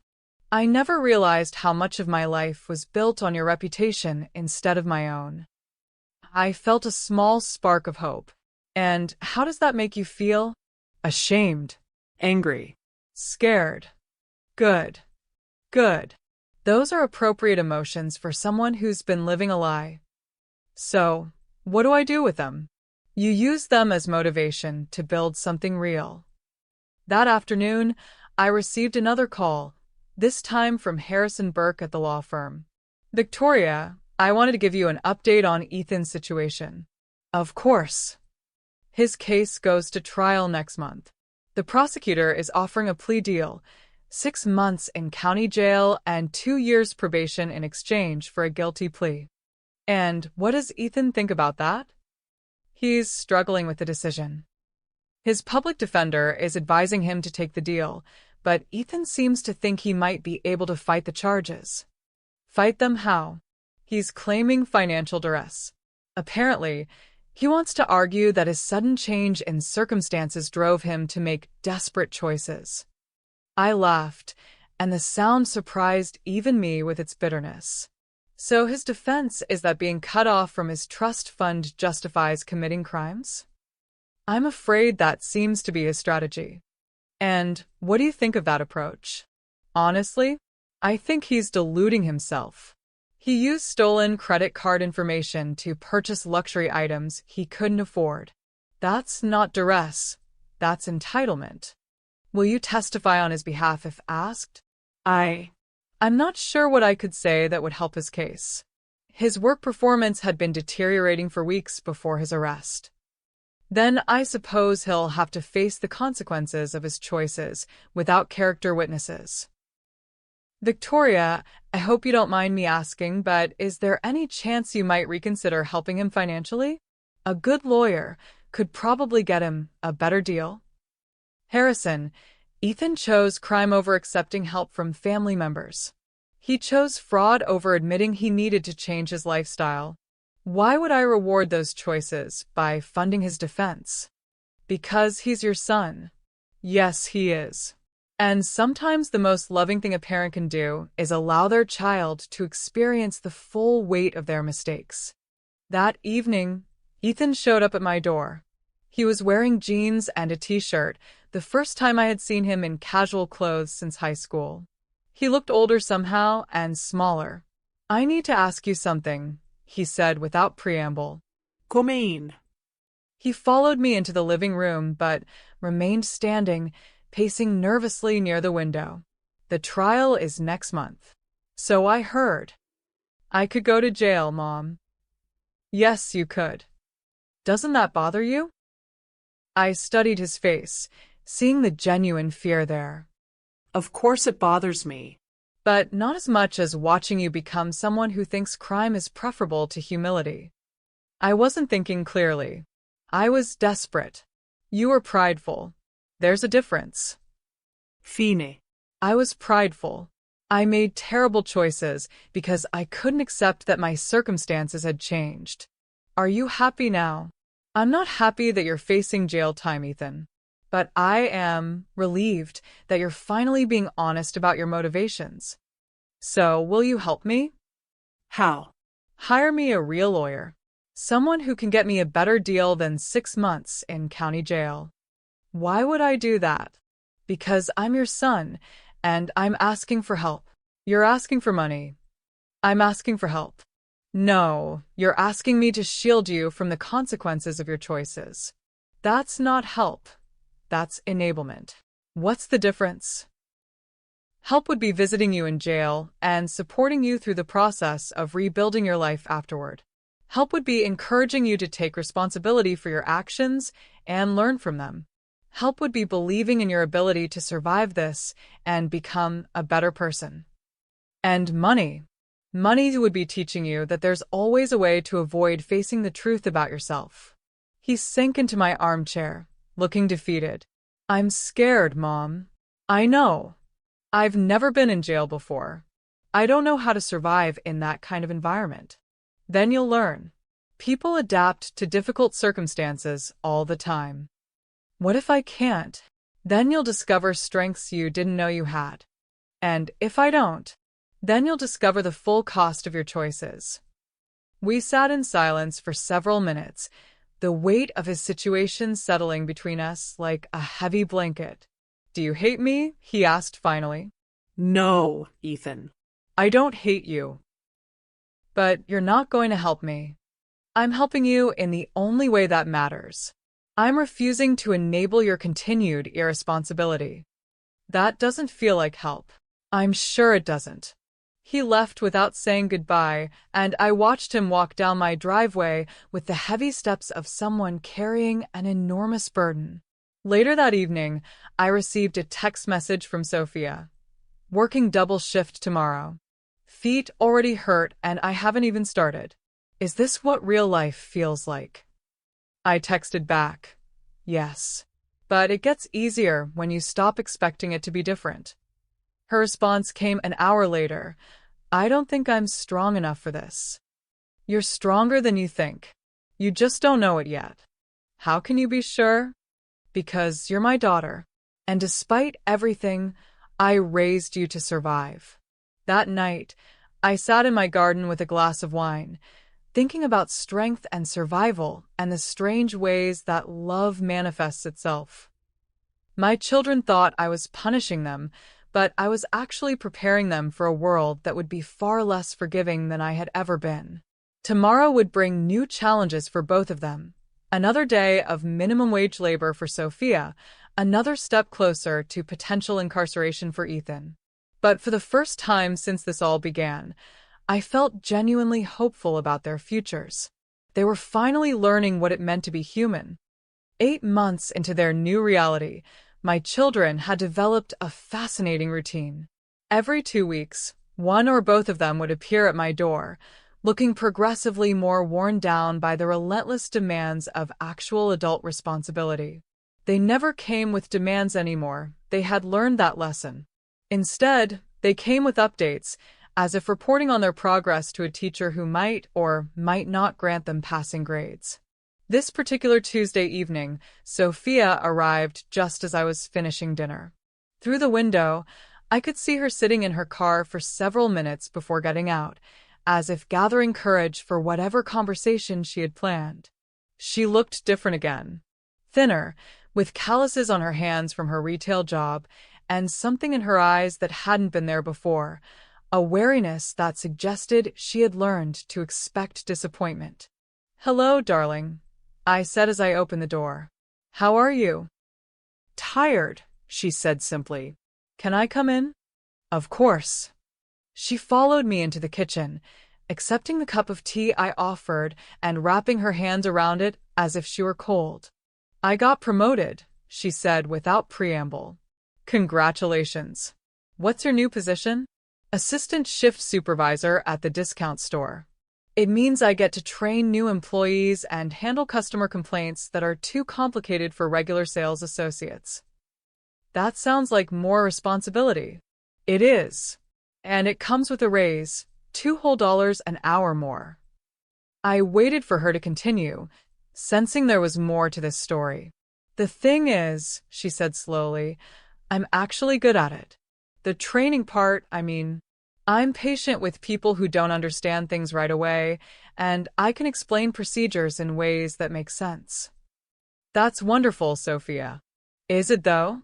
Because part of me wonders if this is just it. If this is my life now. Training minimum wage workers to fold clothes and handle returns. What would you like your life to be? She was quiet for a long moment, staring into her tea. I don't know anymore. 8 months ago, I thought I knew exactly what I wanted. The big wedding, the perfect house, the social life. All of it. But now. Now I can't imagine wanting any of those things again. Not the way I used to want them. Why not? Because I know how much they actually cost. Not just in money, but in dependence. In giving up pieces of yourself to maintain an image that isn't even real. I felt a flutter of something that might have been pride. So, what do you want now? I want to be able to pay my own rent without counting every dollar. I want to not be afraid of my car breaking down because I can't afford to fix it. I want to feel like I earned whatever good things happen to me. Those are reasonable goals. Are they enough, though? Is it enough to just survive and pay your bills and be responsible? What else do you think life should include? I don't know. Purpose, maybe? The feeling that you're building something that matters. I set down my own tea and looked at her directly. Sophia, 8 months ago, you couldn't imagine a life that wasn't funded by someone else's money. Now you're talking about purpose and building something meaningful. Do you understand how significant that change is? It doesn't feel significant. It feels like I've lost everything, and I'm trying to convince myself that's okay. Or it feels like you're discovering who you actually are when you're not performing a role that someone else defined for you. She considered this, and I could see the wheels turning in her mind. Can I ask you something? Of course. Do you miss me? The person I used to be. The question caught me off guard with its insight and vulnerability. I miss the little girl you were before you learned to take things for granted, I said carefully. I miss the teenager who used to tell me about her dreams and ask for my advice. But the woman you were 8 months ago? No, I don't miss her. Because she was horrible? Because she wasn't real. She was a character you were playing. The perfect daughter with a perfect life who deserved everything handed to her. And now you're becoming someone real. Someone who understands that respect is earned and that love isn't something you can demand. She was crying, but quietly, without the dramatic sobs that had once been her standard response to emotional stress. I'm so tired, Mom, of working and worrying and having to think about every small expense, of living in that awful apartment and dealing with customers who treat me like I'm beneath them. But you're doing it. Barely. But you're doing it. 8 months ago, you would have collapsed completely if faced with these challenges. Now you're handling them, even if it's difficult. Is that enough? It's everything. The next evening, Ethan appeared at my door with a manila envelope in his hands and an expression I couldn't read. I took the plea deal, he said without greeting. I see. When do you report?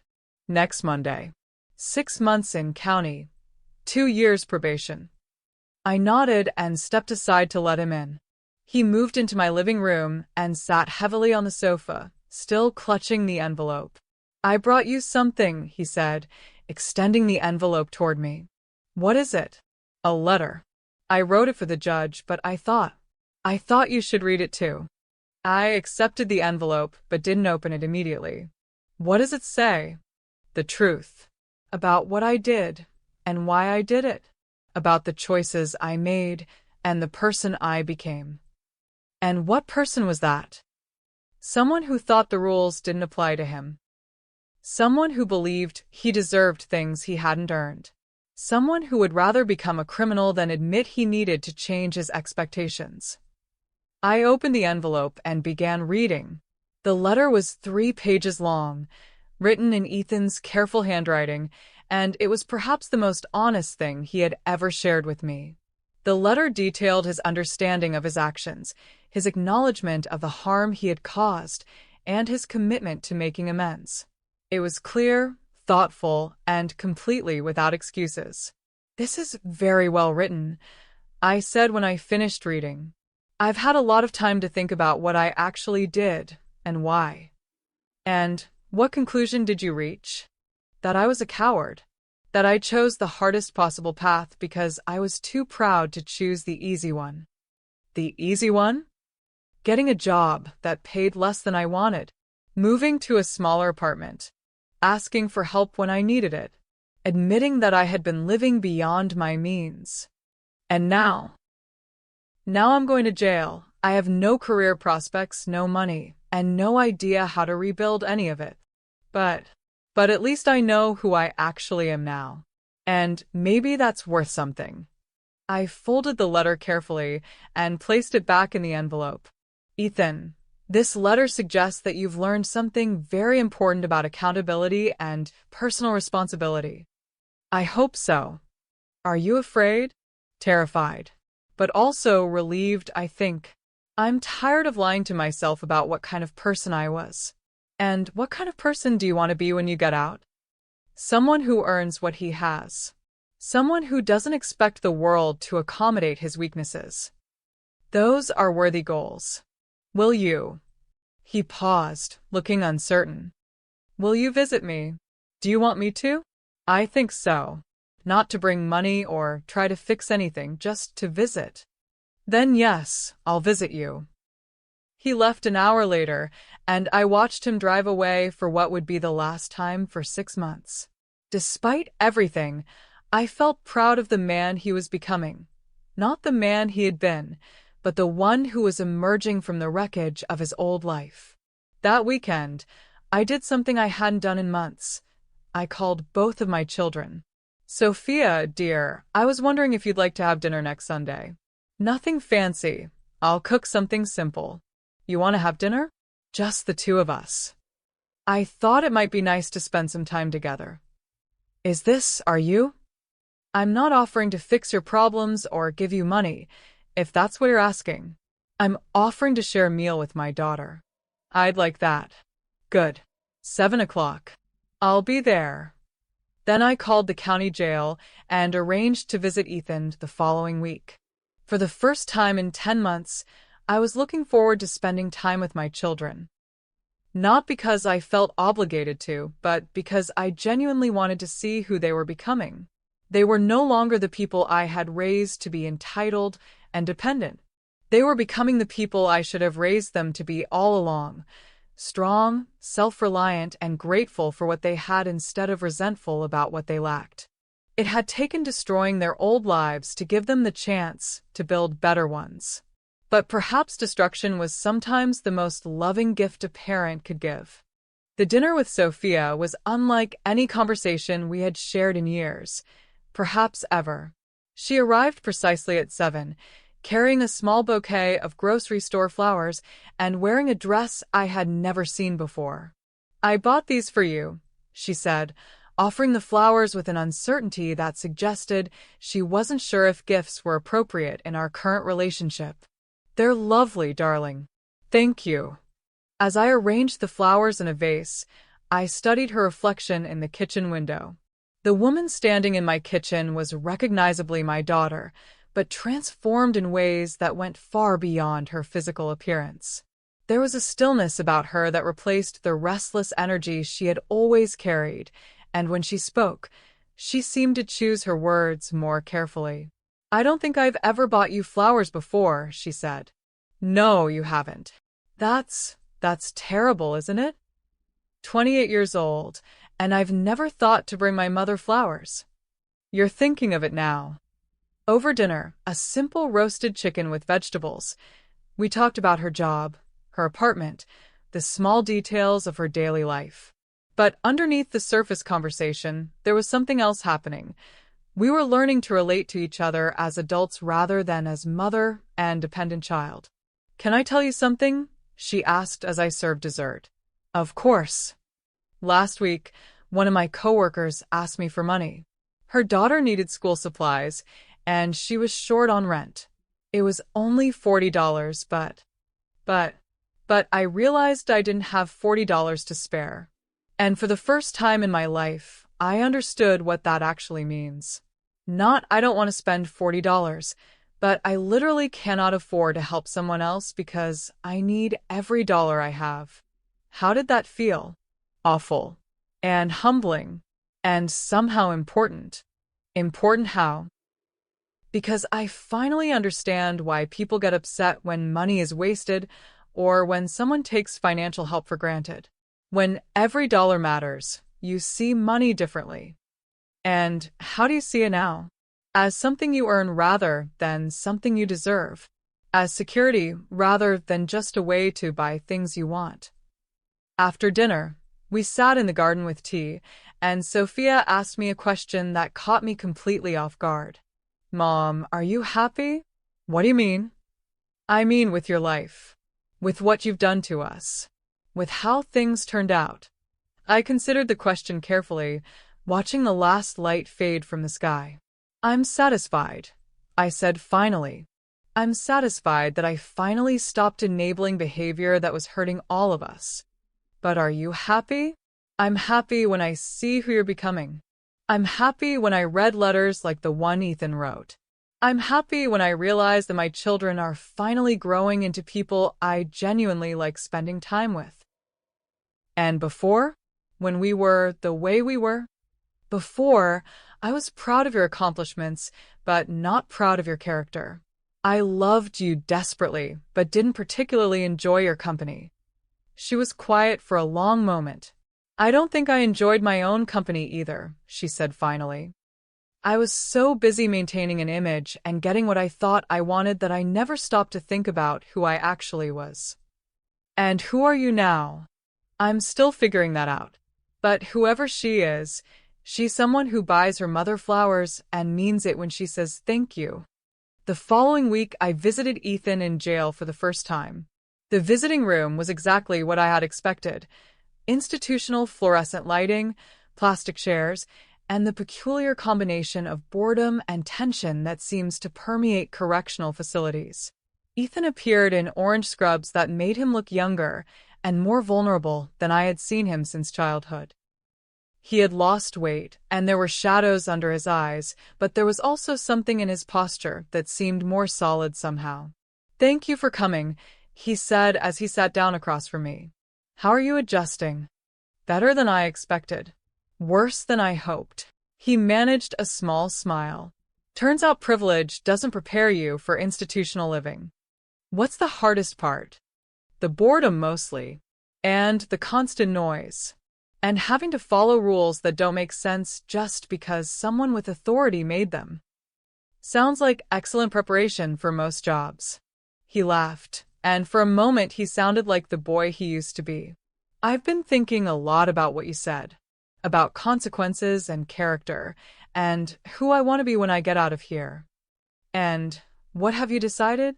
I want to be someone who doesn't need to lie about his past. Someone who can look people in the eye and tell them exactly what mistakes he's made and what he learned from them. That's a worthy goal. The other inmates here, some of them have been in and out of the system their whole lives. But there are others like me, people who made terrible choices because they couldn't handle their circumstances changing. What do you talk about with them? Mostly about how we got here. And how we're going to make sure we don't come back. Have you figured out the answer to that second question? Start small. Be honest.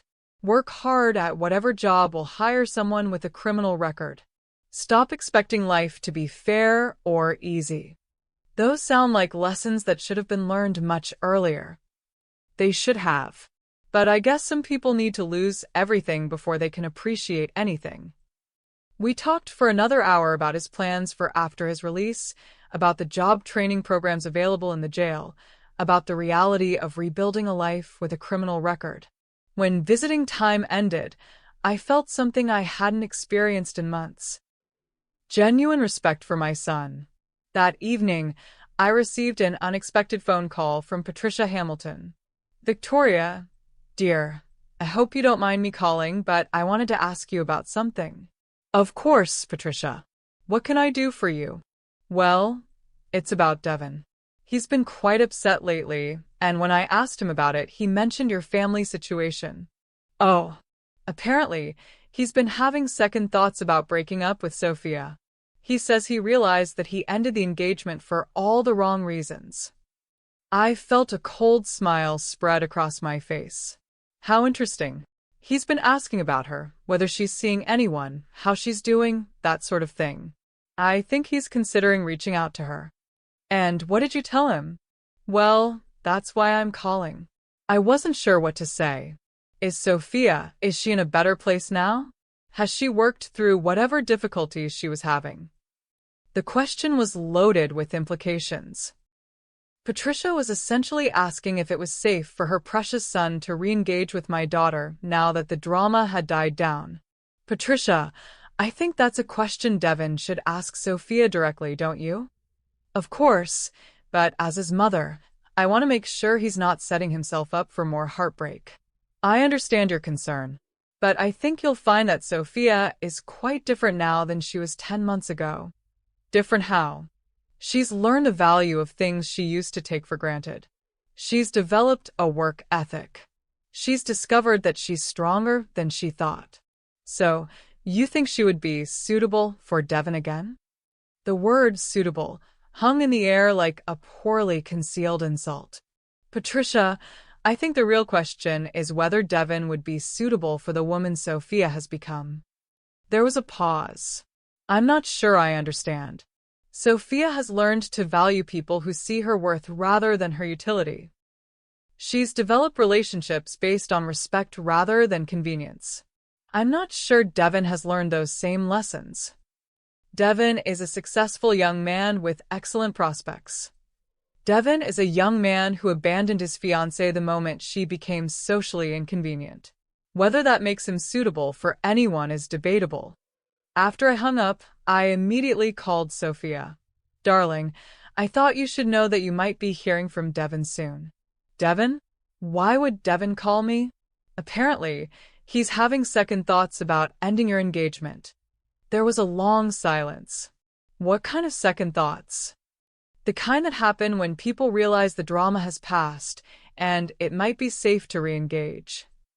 Oh, another pause. What do you think I should do if he calls? What do you think you should do?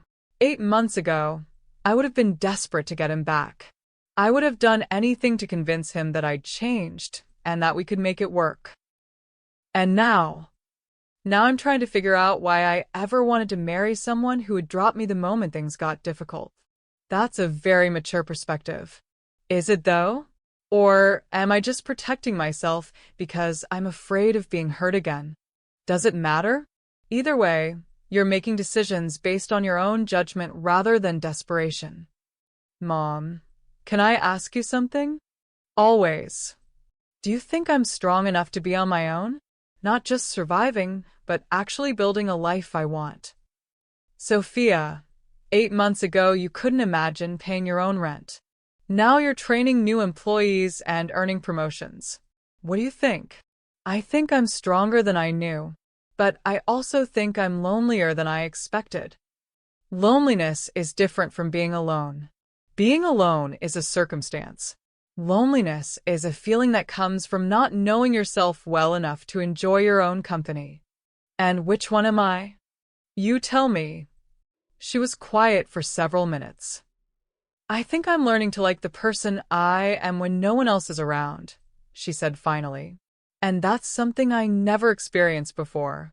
Why not? Because I was always performing for someone Devin, my friends, my coworkers. I never just existed as myself. And how does it feel to exist as yourself? Scary, but also kind of wonderful. The next morning, I received a call from Monica Chun at the boutique. Victoria, I hope you don't mind me calling, but I wanted to ask you about Sophia. What about her?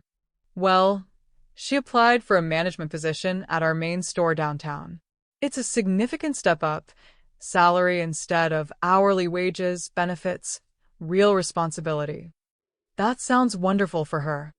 The thing is, during her interview, she was completely honest about why she left her previous position here.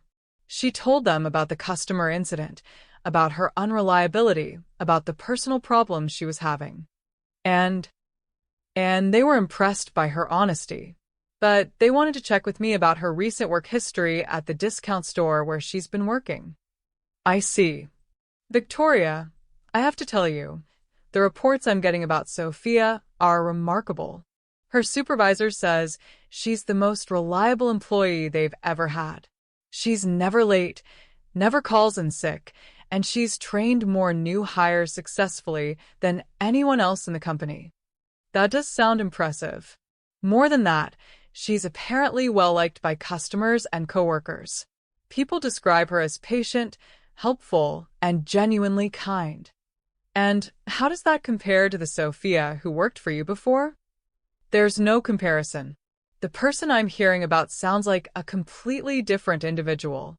People can change, Monica. Sometimes circumstances force growth that wouldn't happen otherwise. I suppose what I'm really asking is whether you think this change is permanent. Whether she's truly learned from her experiences, or if she's just temporarily motivated by necessity. I considered the question carefully. This was another moment where I could either support Sophia's progress or sabotage it. Monica, I think Sophia has learned what it feels like to earn respect rather than demand it. I think she's discovered that work can be meaningful rather than just necessary. And I think she's found out that she's capable of much more than anyone, including herself, ever believed. So, you'd recommend her for the position? I'd recommend that you give her the opportunity to prove herself. But I'd also suggest that you judge her on her current performance rather than her past mistakes. That afternoon, Sophia called me in tears, but these were tears of joy rather than despair. Mom, I got the job. The management position at Monica's downtown store. Congratulations, darling. I'm so proud of you. They're offering me a salary that's almost double what I'm making now, plus health insurance and vacation time. I'll be able to move to a better apartment, maybe even start saving money. How does that feel? Incredible. Terrifying. Like I'm finally becoming the person I was supposed to be all along. And you earned every bit of it. I know. That's the best part. I actually know I earned it. That evening, Devin called her. She told me about the conversation the next day. He wanted to have coffee, she said. To talk about where we stand and whether we might be able to work things out. And what did you tell him? I told him I'd think about it. But honestly, Mom, the whole conversation felt strange. Strange how? He kept talking about how he'd made a mistake and how he should have been more supportive. But he never once asked about who I am now or what I've learned or whether I'm happy. What did he ask about? Whether I was back to normal. Whether the family situation had been resolved. Whether I thought we could pick up where we left off. And what did you realize? That he doesn't want to get back together with me. He wants to get back together with the person I used to be. And that person doesn't exist anymore. How do you feel about that? Relieved, I think. Because the person I used to be wasn't strong enough to build the kind of life I want now.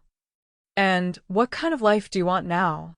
One where I'm valued for who I am, not what I can provide or what image I project. One where I'm with someone who sees my struggles as growth rather than inconvenience. Those sound like the desires of a woman who knows her own worth. Maybe. Or maybe they're the desires of someone who finally learned what it costs to be taken for granted. 3 days later, I received a call from Ethan. Inmates were allowed to make collect calls once a week, and he had been using his time to check in and share what he was learning about himself and his fellow prisoners. Mom, something happened today that I wanted to tell you about. What happened? There's a guy here, older man, in for embezzlement. He's been trying to get me to help him with some kind of scheme when we get out. Something about using my law degree to help him set up fraudulent businesses. I hope you told him no. I did. But that's not the important part. The important part is how it felt to say no. How did it feel? Easy. Natural. Like the choice was obvious. And why do you think that is? Because I finally understand the difference between being smart and being wise.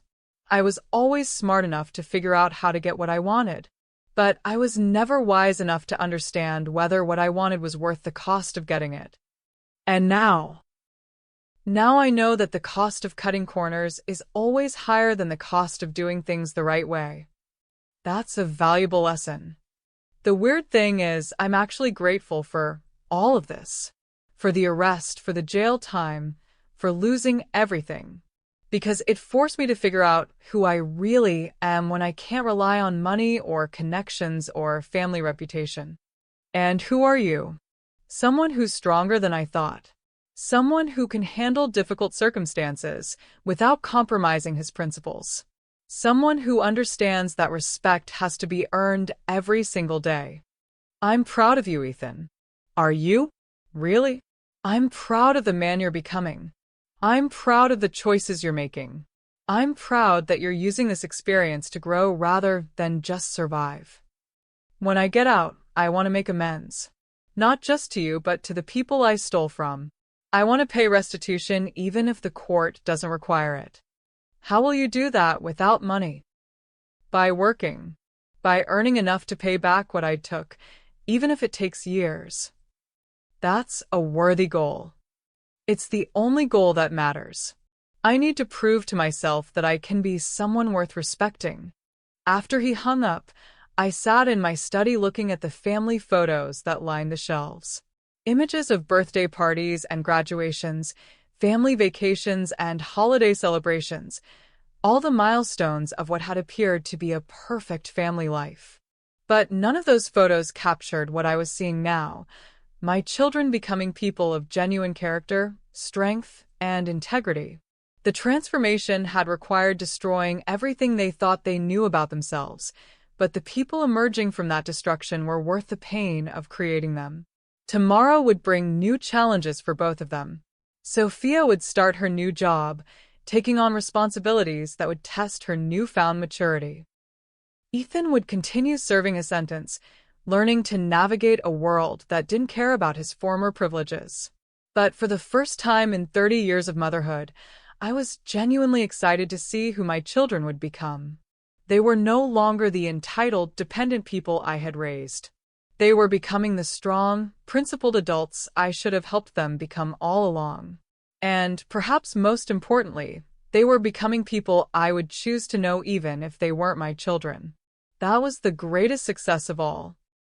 18 months after that first terrible phone call, after being called a pest, after hearing that my own son would rather lose his mother than his sister, I stood on the balcony of my new penthouse apartment overlooking the Pacific Ocean. The view was breathtaking. Waves crashed against the rocky coastline below while seagulls wheeled through the salt-tinged air.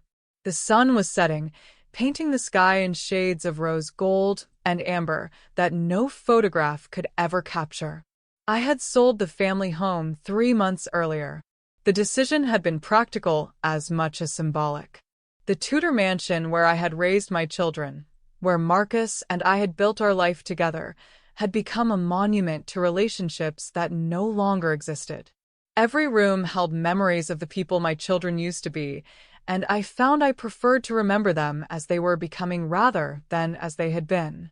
The sale had been remarkably easy. The house was worth considerably more than I had paid for it 35 years earlier, and the buyer, a young tech entrepreneur and his pregnant wife, had fallen in love with it immediately. "We want to fill it with children," the wife had said during the final walkthrough. "We want it to be a place where family memories are made." I had smiled and wished them well, hoping they would be wiser parents than I had been. The proceeds from the sale, combined with my other investments, had given me the financial freedom to recreate my life entirely. I had chosen this coastal city specifically because it was far enough from my old life to represent a true fresh start, but close enough that my children could visit when they chose to. Sophia had been the first to visit the new apartment. She had taken a week off from her management position. She was now overseeing 3 locations and being considered for regional management to help me settle in. "Mom, this place is incredible," she had said, standing on this same balcony. "You can see for miles." That was the point. I wanted to be able to see the horizon. "Symbolic much?" she had teased, but there was warmth in it rather than mockery. We had spent the week shopping for furniture, exploring the neighborhood, and talking in ways we never had before. Sophia had matured into someone I genuinely enjoyed spending time with, thoughtful, funny, and refreshingly honest about her continuing struggles and growth. "Do you miss it?" she had asked on her last evening. "The old house, the old life, all of it?" "I miss Marcus," I had replied. "I miss the dream of what our family could have been. But I don't miss the reality of what it actually was." And what was it actually? A beautiful performance that none of us understood was hollow until it collapsed. She had nodded thoughtfully. "I've been thinking about that a lot lately. About the difference between looking successful and actually being successful." "And what's the difference?" "Looking successful means maintaining an image. Being successful means building something real." Ethan had been released from jail 2 months later. I had driven the 4 hours to pick him up, arriving at the county facility on a gray Tuesday morning that felt nothing like the momentous occasion it actually was. He had emerged carrying a paper bag containing his few possessions, wearing the same clothes he had been arrested in, now hanging loose on his thinner frame. But there was something in his posture, in the way he carried himself, that suggested prison had built him up even as it had worn him down. "Thank you for coming," he had said as we drove away from the facility. "Where else would I be? I wasn't sure you would. I wasn't sure I deserved for you to. You served your time, Ethan. You paid your debt. Now you get to figure out what comes next." What came next, it turned out, was a job at a legal aid clinic helping people navigate the justice system, people who couldn't afford private attorneys and were intimidated by the complexity of court procedures. The work paid a fraction of what he had earned at the prestigious firm, but it provided something his old job never had: a sense of purpose. "I spend my days helping people who are facing the same system that humbled me," he had told me during one of our weekly phone calls. Ex-felons trying to get their records expunged, immigrants dealing with deportation proceedings, people who made mistakes and are trying to rebuild their lives. And how does that feel? Like I'm finally using my education for something that matters. Like I understand why I went to law school in the first place. Which was to help people navigate systems that seem designed to defeat them. I just got distracted for a while by the idea that success meant making rich people richer. Both of my children visited me for the holidays, the first Christmas we had spent together in 2 years. They stayed in the guest rooms of my penthouse, and we cooked together, walked on the beach, and talked late into the evenings about books and politics and their plans for the future. It was the best Christmas I could remember. "You know," Sophia said on Christmas Eve as we watched the sunset from my balcony, "I used to think happiness meant getting everything you wanted. And now I think it means wanting what you've earned." "And what have you earned?" Peace. "Self-respect. The knowledge that I can handle whatever life throws at me. Those are valuable things. More valuable than anything I used to think I wanted." Ethan, who had been quietly listening to our conversation, spoke up from his chair near the railing. "I used to think strength meant never having to ask for help," he said.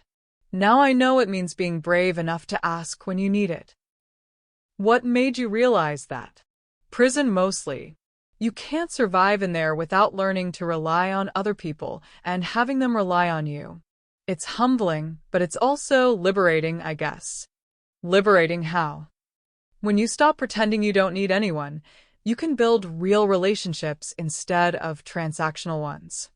As I listened to my children, really listened, in ways I hadn't been able to when I was focused on controlling their lives, I felt a satisfaction deeper than any I had experienced during the years of their apparent success. These were people I was proud to know. Not because of what they owned or whom they knew or what images they projected, but because of who they had become when stripped of every advantage except their own character. "Can I ask you both something?" I said as the last light faded from the sky. "Of course," they said almost in unison. "Do you understand now why I did what I did?" They looked at each other, and some communication passed between them that I couldn't interpret.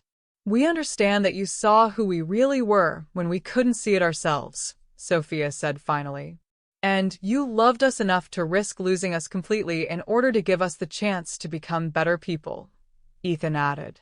"Do you forgive me?" "There's nothing to forgive," Sophia said. "You gave us the greatest gift possible, the opportunity to discover our own strength. Even though it meant destroying the lives you thought you wanted?" "Especially because it meant destroying the lives we thought we wanted," Ethan replied. "Those lives were built on foundations that wouldn't have lasted anyway. And this? What we have now. This is real," they said together. The next morning, Sophia left to return to her job and her apartment and her carefully constructed life of genuine accomplishment. Ethan departed for his small studio apartment and his work helping people navigate legal systems that had once seemed designed to exclude them. I stood on my balcony watching their cars disappear into the distance, and for the first time in 30 years, I felt no anxiety about their ability to handle whatever challenges awaited them. They had become people who could survive anything because they had learned to rely on their own strength rather than external support. They had become people worthy of unconditional love because they had learned to earn the respect they once demanded. They had become people I was proud to call my children. That afternoon, I did something I hadn't done in over a year.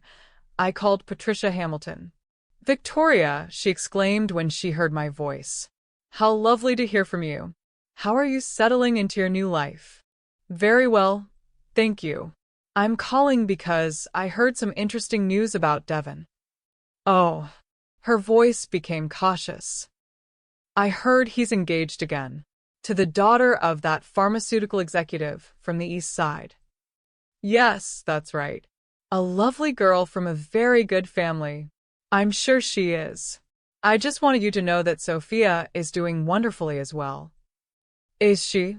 "She's been promoted to regional manager for Monica Chen's boutique chain. Quite a success story, really, from part-time sales associate to regional oversight in less than 18 months. How nice for her. And she's seeing someone new as well. A wonderful man she met through her work. He owns a small business and apparently thinks very highly of her work ethic and integrity." "I see. I thought you should know, in case Devon ever asks. It would be terrible for him to think she was still available or still the same person he used to know." "Of course. I'll be sure to mention it if the subject comes up." "Thank you, Patricia. I hope you and your family are well." After I hung up, I poured myself a glass of wine and returned to my balcony. The ocean stretched endlessly before me, and somewhere beyond the horizon lay all the possibilities of a life I was finally free to define for myself. I had spent 32 years being defined by my role as a wife and mother, sacrificing my own dreams to facilitate other people's success. The woman who had once planned elaborate dinner parties and charity galas, who had managed household staffs and social calendars, who had lived her life in service to other people's ambitions, that woman had died the day I canceled Sophia's wedding. In her place had emerged someone I was still getting to know, a woman who read books for pleasure rather than to impress other people, who traveled to places she wanted to see rather than places that would photograph well, who chose her activities based on interest rather than social obligation. I had taken up painting, discovering that I had a natural talent for watercolors that had gone unexplored for 60 years. I had joined a book club where the discussions were passionate and genuine rather than performative.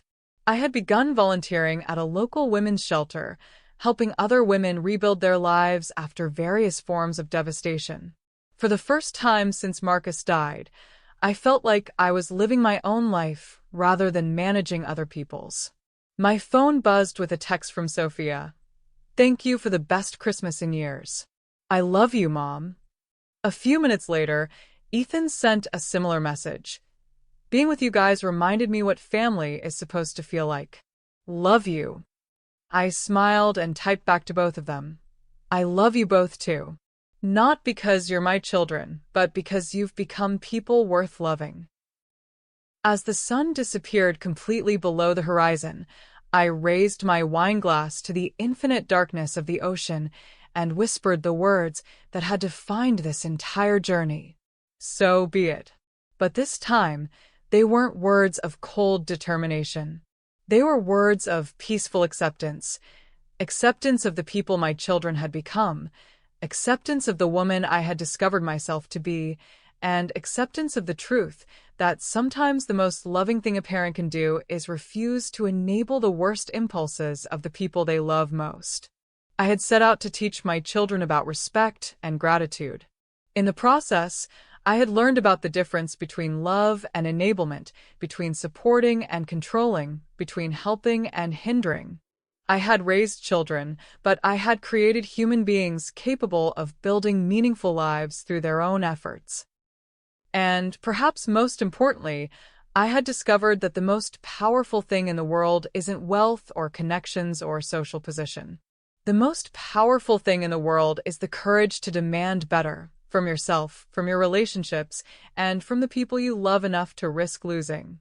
My children had called me a pest and told me they would rather lose their mother than show her respect.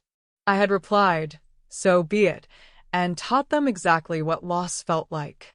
Now they knew the value of what they had taken for granted. Now they understood that love without boundaries isn't love at all. It's destruction disguised as devotion. Now they were people who earned what they had, valued what they received, and understood that respect is something that must be maintained every single day. And now, finally, they were people worthy of the unconditional love I had always wanted to give them. The ocean waves crashed against the rocks below, eternal and unstoppable, and I understood that sometimes destruction is simply another word for transformation. Sometimes the most beautiful thing you can do is let the old world burn and see what rises from the ashes. Thank you for joining me on Victoria's incredible journey of transformation, revenge, and ultimately, redemption. Her story reminds us that sometimes the most loving thing we can do is refuse to enable destructive behavior, even when it means watching people we love face difficult consequences. Victoria's methods were extreme, but her message is universal. Respect is earned, not demanded. Love without boundaries isn't love, it's enablement. And sometimes the greatest gift we can give someone is the opportunity to discover their own strength. If this story has resonated with you, please take a moment to like this video and share it with someone who might need to hear it. Your support helps us continue bringing these powerful stories of family dynamics, boundaries, and personal transformation to people who need them most. Have you ever had to make difficult decisions about family relationships? Have you found yourself in a situation where setting boundaries meant risking important relationships? Share your experiences in the comments below. This community is here to support each other through these complex family dynamics.